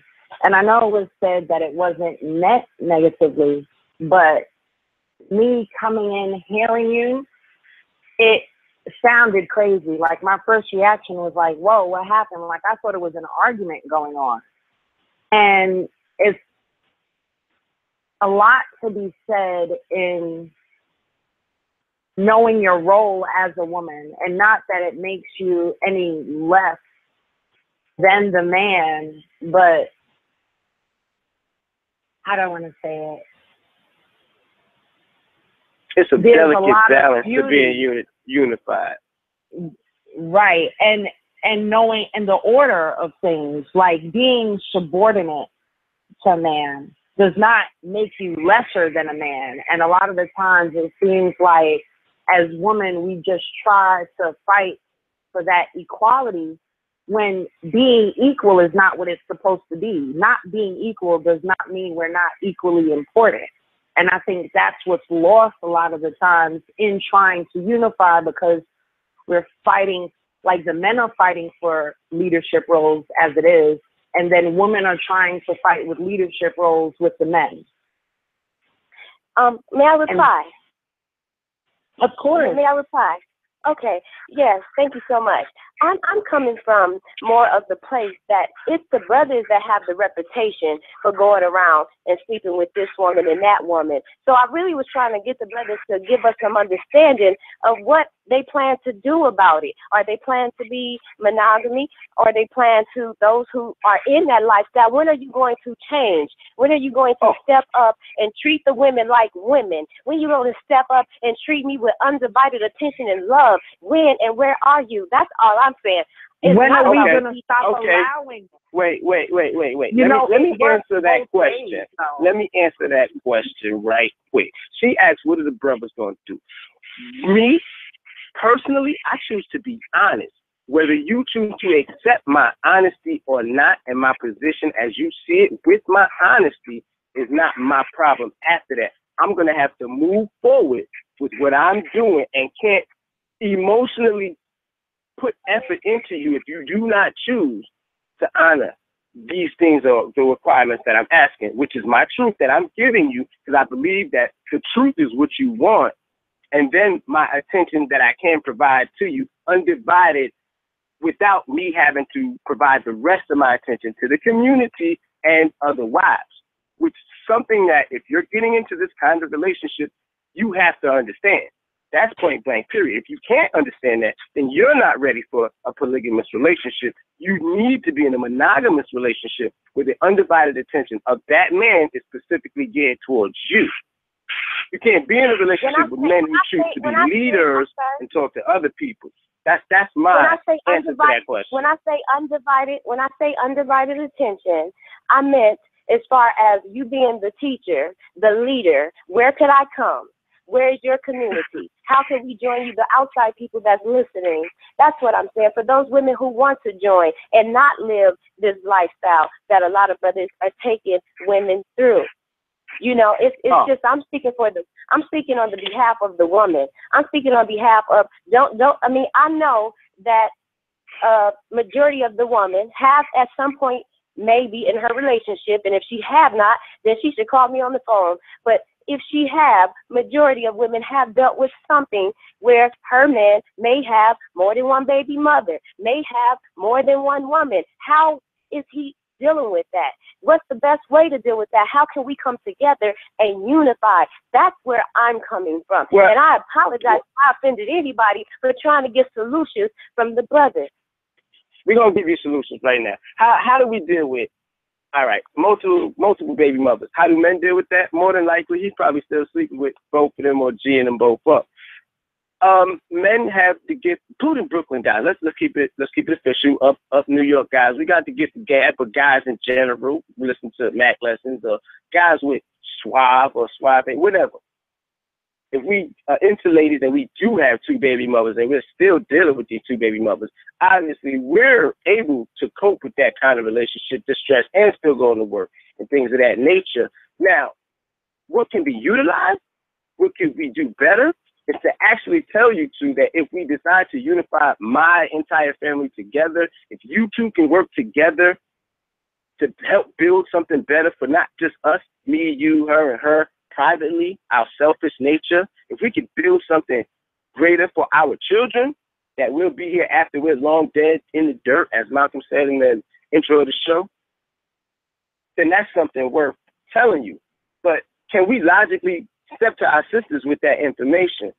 I'm asking you sisters that question. Could that man with the two baby mothers and the girlfriend say, let's all live in one household and build upon that, starting there first? No, because the mind ain't right.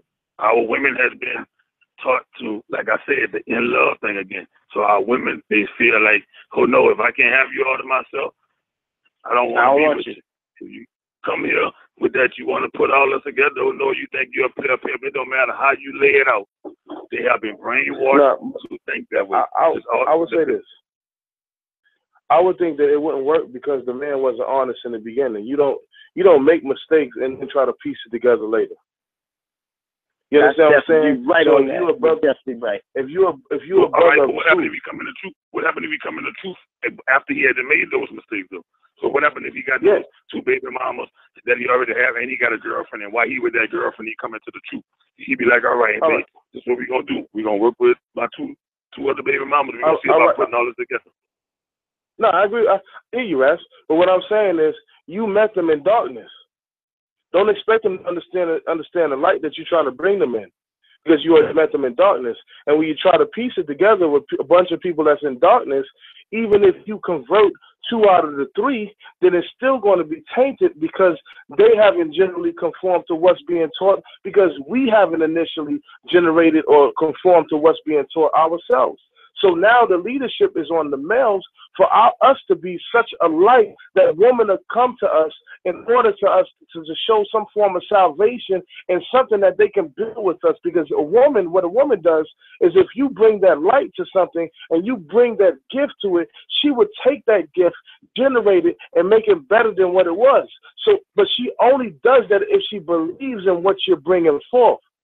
So even though we come into the understanding. Yes, go ahead, brother. Finish up. Even though we come into the even if you come into what you call consciousness what you declare consciousness to be and what we have proclaimed consciousness to be doesn't mean you're conscious. So if you understand polygamy is the truth, it doesn't mean that it's necessarily going to work until you generate a light that'll cause people to draw to you and willing to sacrifice certain things to be a part of what you're trying to build, and they know that they can bring it and the women can make it greater than what it is. Let me make this statement again. I think I prayed it on Monday. Thank you. I love you for that. I love him for that. Thank you so much. I just got to give him some love behind that because he started going on a solution, and that's what I'm talking about. I love you for that. And, sister, that's exactly where I was going. No disrespect to anybody. Let's talk about what's really going on and talk about how we really going to dissolve this. That's how we going to get through it. That's what I'm talking about. That's the love that I have. Thank you so much, brother. Thank you. Thank you. That's what I'm talking about. To my brothers, if you were listening Monday or tuned in Monday, and if you haven't, you can go back to the archive and listen to it. I'm talking about Scared Black Man. What we need to do is not worry about anything else. Lead. If you feel you're a leader, lead. If you got an initiative, lead. If you have an agenda, go do it. If you got something to do, move on it. Stop waiting around for everybody else to give you approval on what you got to do. Stop waiting for everybody to tell you. But this is I'm talking to the individual, to the individual now, not to the collective, not to everybody else, not to the sisters. I'm speaking to the individual ear right now.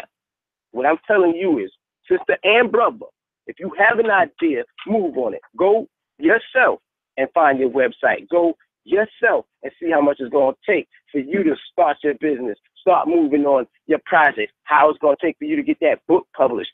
What is it going to take for you to buy capsules for the herbs, formulas that you got in your head going on. Lead. Just move on it. Don't ask for my approval. Don't ask for Nasi. Don't ask for Raspy. Don't ask for Sinetta. They'll come to you. But that's once what you're we're moving. doing. We're asking you because the solution is within you. You the know, solution is shown. Asking you. I'm as a woman. I'm asking all of you, what is the solution? So the solution is not for us to continue how we have been and do your own thing, but you need help. How are you going to get that help? And I'm saying the help should come from your own wife and your own baby mothers, if that's possible. And like he said, if it's already tainted, it's already too late, then talk about the solutions on what we can do to fix these things, you know, to get the order going. And you can't really, you in your household, I always say this, if you have to have order. You have to have order. Order. Caller from the 857. Your microphone is open. What is it that you got to add to the conversation? Well, right now, y'all are giving a lot of good advice. And what the female just said, I'm really feeling what she's saying, because without guys like y'all, you guys that are, you know, giving, oh, I'm sorry, by the way, I'm Slapper-Don. Slapper-Don. What's good, Slapper-Don? How you feeling, brother? Oh, I'm feeling even better now that I'm listening to your little conversations. You know, the name that you put in the Twitter, was it Nasi? Brother Nasi. Yeah, he's on the phone too. Yeah, he's on the phone. Brother. Oh yeah. Although I can't, fully agree with the information that you pull out, because I haven't, read up on it myself. You are a very powerful person in my world.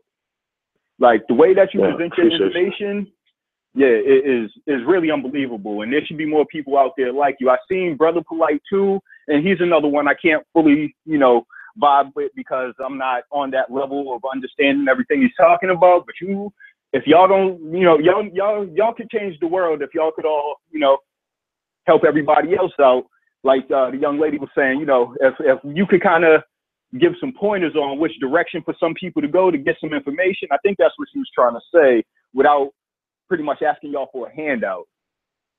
Okay, we're gonna give it to him. We're gonna give everybody that information. But drop that heat. Hold on. I completely agree with the direction she's coming from, but at the same time, we have to understand we in the business of marketing, right? And one of the things that made me marketable was the debate. So it would almost be asinine for V-Dub not even to discuss slightly the debate, if that's where the premise is. That's like speaking to Rodney King and not talking about his behind whooping. You know what I'm saying? So there's certain things is about marketing that we have to be understanding that some people want to get a little bit of, but just to bring them back into the direction. And now this is where I brought people into the direction to understand where I'm coming from on this aspect. Yeah. So definitely, I have a book called Ancient Science of Love. Ancient Science of Love. You can get it on Amazon, and it's discussing all the things and all the points, and it's talking about what we need to do as brothers. And it talks about a lot of things, our intersexual mate selection. That's one of the most important things that we have to go about, because a lot of times we pick mates that aren't cohesive with what we're trying to do. And we settle, and we're part of a society where society tells you it's okay to sleep with this person, that person, that person, that person. When you're generating, and when a woman sleeps with a man, she releases a bonding hormones. You know what I'm saying? That make her closer to that man, so she's connected to these people. But we have to teach the spiritual science in order for people to understand that we cannot live like Europeans expect the African results. And this is some of the things that we really have to speak about as people. I just have to say, I don't think it's a black thing, and I'm so sorry. I just don't think it's a skin color that is dictating what we do and how we do today. I would say it is, because I think that Europeans are left brain thinkers, and I think that black people are right brain thinkers. So I think that sometimes when we try to behave like other people are telling us to behave, it's not conducive for our society, and it's not relevant for us in any form or fashion. Do I speak racism? No, I don't. I'm not into racism in any form. Stop giving European power to the conversations about people. Point blank, us right now. Our culture, civilization needs to be fixed, adjusted. Leadership roles need to be had. This is why I asked the brother Slapper Don to come on the show, actually, because he called up another show and was asking these other people about their leadership position. And the elder brother on the show cursed him out like a dog. Now, I'm asking the elder brothers, when I get a chance to ask them, if I'm supposed to look up to you and that generation, and I ask you questions and you could curse me out like that, how am I supposed to teach the next generation? This is why I asked the brother to come on, because I think leadership is important, and I think he's putting his role in. Yeah, I asked him the same question on the show, because he said, "Brother, I'm trying to help you," and I asked him, I said, "How are you going to help me if you're trying to cause destruction to another black man?" And as an elder, I took the time to try to hear him out, but in the same breath, he didn't take the time to listen. As your student, you have to teach me a better way than, a violent way, if you want me to listen. So that's where we didn't see really eye to eye, and it was just that's part of our syndrome, man. That's part of conversation. That's part of not just talking about Willie Lynch, but if you look up B.H. Skinner, B.H. Skinner is the modern day Willie Lynch. And they teaching us the generational divide. If you ever heard like Steve Harvey's show, Steve Harvey talks down into the next generation. But when you think about it, the generation that's above this generation has to take responsibility for the flaws of this generation.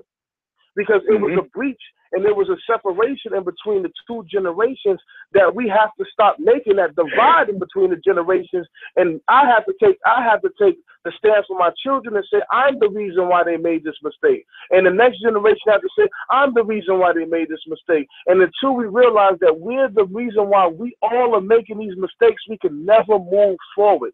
And when we talk about this generation is lewd, because you had Clarence Carter. We had Clarence Carter back in the days. So don't act like lewd music was something new. This is something that was generated in the older generation and the generation before that. So we have to accept our roles and remember that we are more important than we think we are. And once we establish our roles and see that we influence people that we don't even see, then we have to take a step forward. Brother Nasi, that's what I was getting at with you. I wanted to ask you, what is the direction that you can give all those men?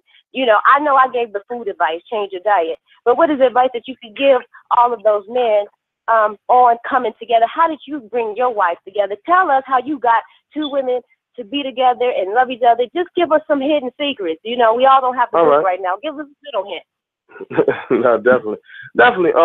One of the most important things is that when I was taking my second wife, or I knew I loved, or I was liking my second wife, my wife was always the first my first wife was always the most important tool. My relationship with another woman is easy because we're two of opposite sex.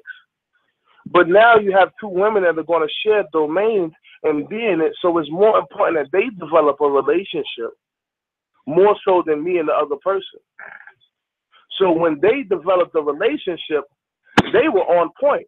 See, now what we have to realize is that a woman always has another woman in her life that she shares everything with. And what we were taught in this society is this person is just the best friend. But in our ancient society, this person wasn't just our best friend, it was our sister wife. So now that's how we have leaks in this world now, and this is how we have leaks in our relationship. Now let's look at this. When you have, let's say you and your wife went through it, and your wife needs somebody to vent. Who's she going to vent to? Her girlfriend. So she tells her girlfriend all the problems that you and her are having. So her girlfriend takes it, and even though her girlfriend loves her, she shares the information with her boyfriend or her husband. So now this information is leaving the house. But back in the days, what happened is when you had a sister wife and something was done wrong with you, you talk to your sister wife. That sister wife will comfort you. You go back to the husband together, both of you, and straighten the situation out instead of it going into a party who can't help the relationship. So this is some of the things and some of the benefits that are beautiful about polygamy. And what we do here is that we share so much. We do everything together that we try to not make a separation in between who we are. Each one needs their time. We understand that. So we definitely make time. But the love is so great between the two is not no hatred or anger or animosity when that time is being given. And that's something that's beautiful. When you establish something in the beginning, make sure you have the rules and the foundations, but make sure you have women that love each other and that are down for each other. Once you have two women that are down for each other, they'll be down for you and they'll uplift you and take you to the level you need to be in. Wow, that's powerful. That's what I'm talking about, solutions. Because what you're talking about is necessary. And I just want to encourage you, and I just want to say we need more of that. Continue to teach us more of what you do. Thank you so much. I'm Segment Shapaka, and I will continue to listen to the show. Thank y'all so very much. Thank you, Segment. My other sister, your phone line is still open. To my other sister, your phone line is still open. Any more suggestions or questions? I gotta agree with her. Like that, the way you just broke that down, it put a lot of perspective on that. Instead of, because if you watch it through the media, you would think if you take on more than one wife, you're doing something bad. And the way you broke that down, I like that because it gave me something to look up. It gave me something to read into and view from a different perspective other than what's been presented to me for about 30 years of my life now. Oh, well, I got some information for you, What I'm saying is, I counsel polygamous relationships, and one of the reasons why is because that we show that our relationship is true and not false, and it's not a pompous or arrogant thing. It just shows that somebody somewhere tried to figure out something that works instead of just piling women on top of women and saying, y'all make this work. But we actually tried to find a formula to make it work, and that's what I realized, that a lot of brothers, they got a wife that live in one city and they go to the next city. She live in Brooklyn, the other one live in Queens, then they traveling back and forth, then they get tired of traveling back and forth, then there's a burden on the man, then he's arguing with one woman. No, the thing that you have to do is establish a community that is accessible for you, somewhere where you can be able to maneuver, walk from here and walk from there without having to travel, without having to be in the burden, something where you can build up your family together, no separation. And so I'm told, the beautiful and thing. to play devil's advocate for a sister that had something to say earlier, she said that, a woman doesn't know her worth if she settles down for something of that nature, which I highly disagree with. I believe that a woman knows even more than her worth and can establish womanhood even better in that environment if it is a positive one. But what she was saying was true to her ideals. She said she found a king that only loved her and she's only gonna ride or die for him, even though he's irritating to her sometimes. So. All right. And that's what most of our sisters believe until they get in one relationship and he cheated, the next relationship until he cheated. I found the one, he cheated. I found this one, he's the right one, he cheated. The next one, they cheated. And never does she realize that maybe that men like more than one woman and they are more polygynous individuals. So our sisters are getting their heart broken because of a misconception that these men are telling them, and they are lies. Now, there are some brothers that are monogamous, but it's very rare, and most monogamous individuals, sisters really don't want. And this is the truth. I'm moving back the veil. I'm opening up the eyes of most people. I've seen brothers. I used to have a brother that stayed with me. He was a Christian brother. He had 7 women, but in his eyes to his woman, he produced the image of monogamy. And he will argue with me about polygamy and say, you're dead wrong. You want polygamy. And then when we leave his girl, he say, yo, I'm about to go to this chick house over here, this and that. But in it, he produced the image that society wanted him to see. So when I say that I have never met a monogamous man in my life and actually had a conversation and got to know him, I can be honest about that. So some men try and attempt to be monogamous, but their heart doesn't allow them to, and sometimes they get caught up. So I'm not saying for men to jump in and say, yo, this is me, I'm going to do this. No, but you have to understand that more women you take, the more obligation you have, the more need you have to tend to, and the more dominion you have, and the more property, the more stuff you have to respect, honor, and build up, and you have to work twice as hard. So I'm not saying that this is something that you're just going to take on as a man. But you have to realize that the man that says, oh, you all I need, that's what every man says, because he's not going to get in that house unless he says that. I agree with you. Yep. I agree with you. Oh, man, it goes back to a conversation I was having with one of my female friends. And long story short, she was talking about, certain type of guys. And I let it be clear. I said, if guys could have sex inside cardboard boxes, they wouldn't have jobs like that. And that kind of fits into what you were saying, that's what gets them in the door, so. Like, I was going to get off the floor, but I had to say something. If men knew about the woman's vagina, you would not be going up inside of the woman's vagina that loosely, because again, if a woman is eating a certain kind of diet, she's acidic, she is toxic. And so when you go and sleep with a woman is promiscuous, she's acidic and she is toxic. Yes, but what I'm saying is this is why it starts with the diet. Sex goes beyond just, sleeping with someone for pleasure. You got to realize what you're taking back to your wife, or what you're taking back to the other women, and what you're putting in yourself. Because all diseases, bugs, and parasites, no matter what disease it is, they don't have to be STD for you to pass down parasites and bugs. So keeping healthy is one, and making sure that vagina that you go up in is clean before you go in it. It's clean. So it's so much education. Education of the human body has to be done first. That's why I choose polygamy. The only reason I choose polygamy is so you can control the environment of what you go inside of, brothers. That's a perfect reason to want to be in that position or in that situation. And that's a great initiative or conversation. What is this? You choosing that? What's up, bro? Yeah, let me join in on that. Let me say this. People that oppose polygamy, like you said, actually have no control over what their man does. When they oppose polygamy, their man will have sex in the bathroom.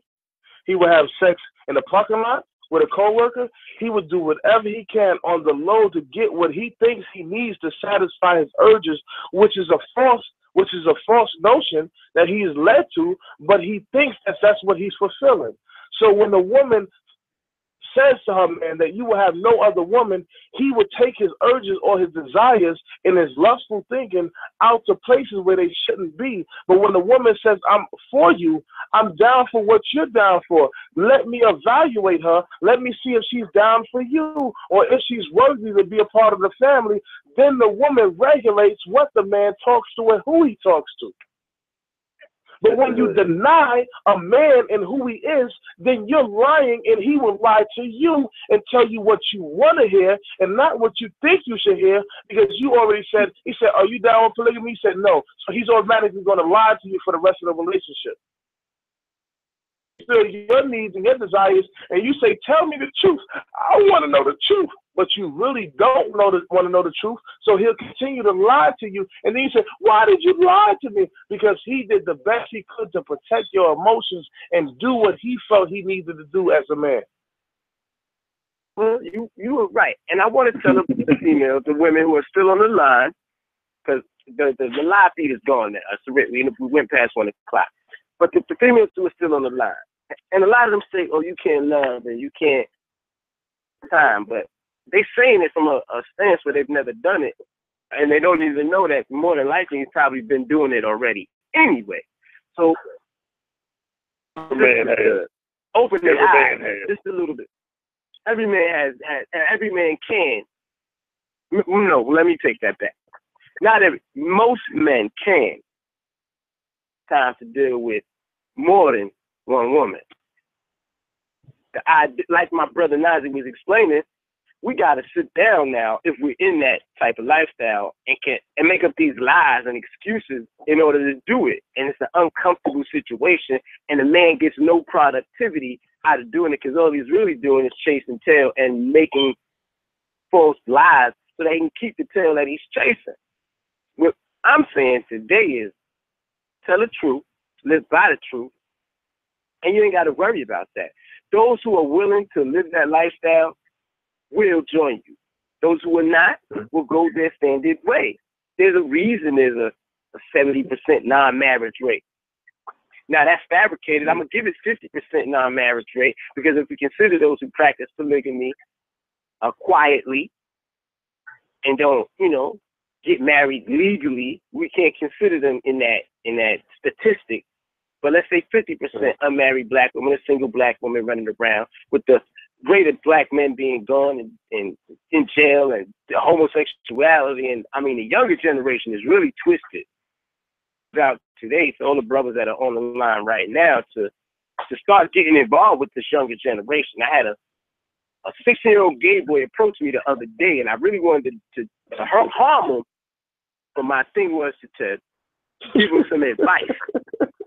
You feel what I'm saying? I just gave him some advice to don't be approaching everybody in that manner. Same thing with the Asian dude at my job, is you can't run around calling everybody nigga. Like, I have fun. Teach you while I'm having fun. I'm going to break down the word nigga, where it came from, who was saying it, why they said it. And you can still say it, and we can have fun at work. But if you take it out of work and you say it to the wrong person, you get knocked out, I'm not defending. That's just how it goes. Like, we got to keep teaching. I just want to say that's what I was looking for. I was looking for to give the other brothers that's out here doing it the solution, especially if you're doing it. If the man is not respecting the woman enough, respecting a woman enough. I know I am the type of woman that says, you know what? I am down for you. I'm down to build. I'm down to make it happen. I've been meeting more and more women that are down to make it happen, to get in with the right steps, which is, the diet and everything. But we have to, your household should be the temple where the training is taking place at. It should be taking place, and they don't go out. So I just want to say, please, keep on giving these brothers that solution. Keep on talking to these brothers about how to do it and how you do it and what you're doing about it. Because this unification, we're going into the zodiac sign. The North Node is headed into Libra. You can Google North Node and astrology in Libra. That means that we are now being forced to go into relationships and out of the independence. So I'm not sure. Yeah, I think the sister's phone has dropped. Brother Nasi, you're still on the line. I believe Brother Rasty has gone. Brother Slaps, you're still on the line. And my sister from the 718, you're still on the line. Would you like to say something? Oh, no. No, thank No, you. no doubt about it. We do appreciate you sitting down and observing the conversation and listening to brothers speak on matters that might be crucial to your situation, your position, or your paradigm at the moment. A lot of conscious people are walking into this truth, whether they studied sociology books from college or went and read a Dr. Ben book. Eventually, this position is going to come into your face. You're going to realize definitely polygamy it was a great is an option. show. I thank you. And I try to keep it polygyny. I'm going to try to keep every show. It's polygyny. Well, I believe in polyandry as well. So when I say polygamy, I'm speaking on both. You're saying what? I'm not going to sit down. Look, it's happening. It's happening. Okay. Look at Joe Budden. What was Joe Budden's situation with he was dealing with Esther Baxter. He was still dealing with her while she was dealing with somebody else. It's happening. These men are out here. But you know what, that could only happen with beta males. It can't happen with alpha males. It can't, and that's why domestic violence situations. Yeah, that situation is dealing with lions that got kicked out of their pride because they wasn't dominant. So you can have a situation like that, but if there is a woman, and this is what people have to understand too. Like, perfect example, we kind of bump heads, but my sister, Sekhmet, is a beautiful sister. But one thing you have to understand is if you're dealing with polygamy, you can have one Sekhmet, but there would have to be beta women. She's an alpha woman. You can't build or establish with a lot of alpha women because you're going to have a problem. So this is something that's also you have to understand with it.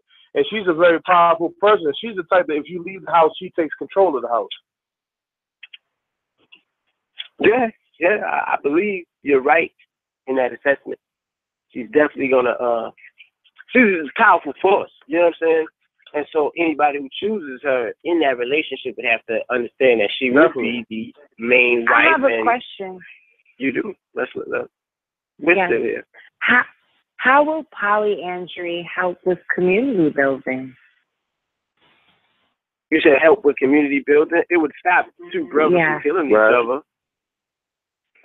If they can actually understand that they deal with the same woman, instead of fighting over the same woman, just conceptualize the ideas and idea, since they're going to do it anyway, or they feel compelled to do it with this particular woman, why kill each other? Wouldn't live that with the situation. Cause How would it affect the community?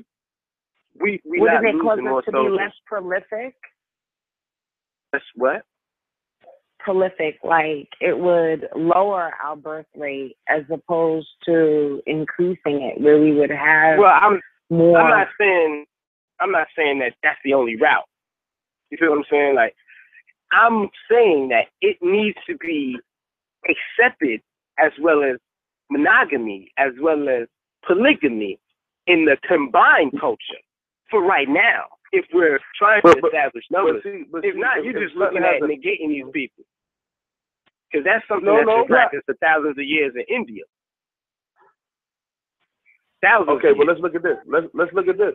What does that breed? That breeds confusion. Confusion is not a divine. Let's say you have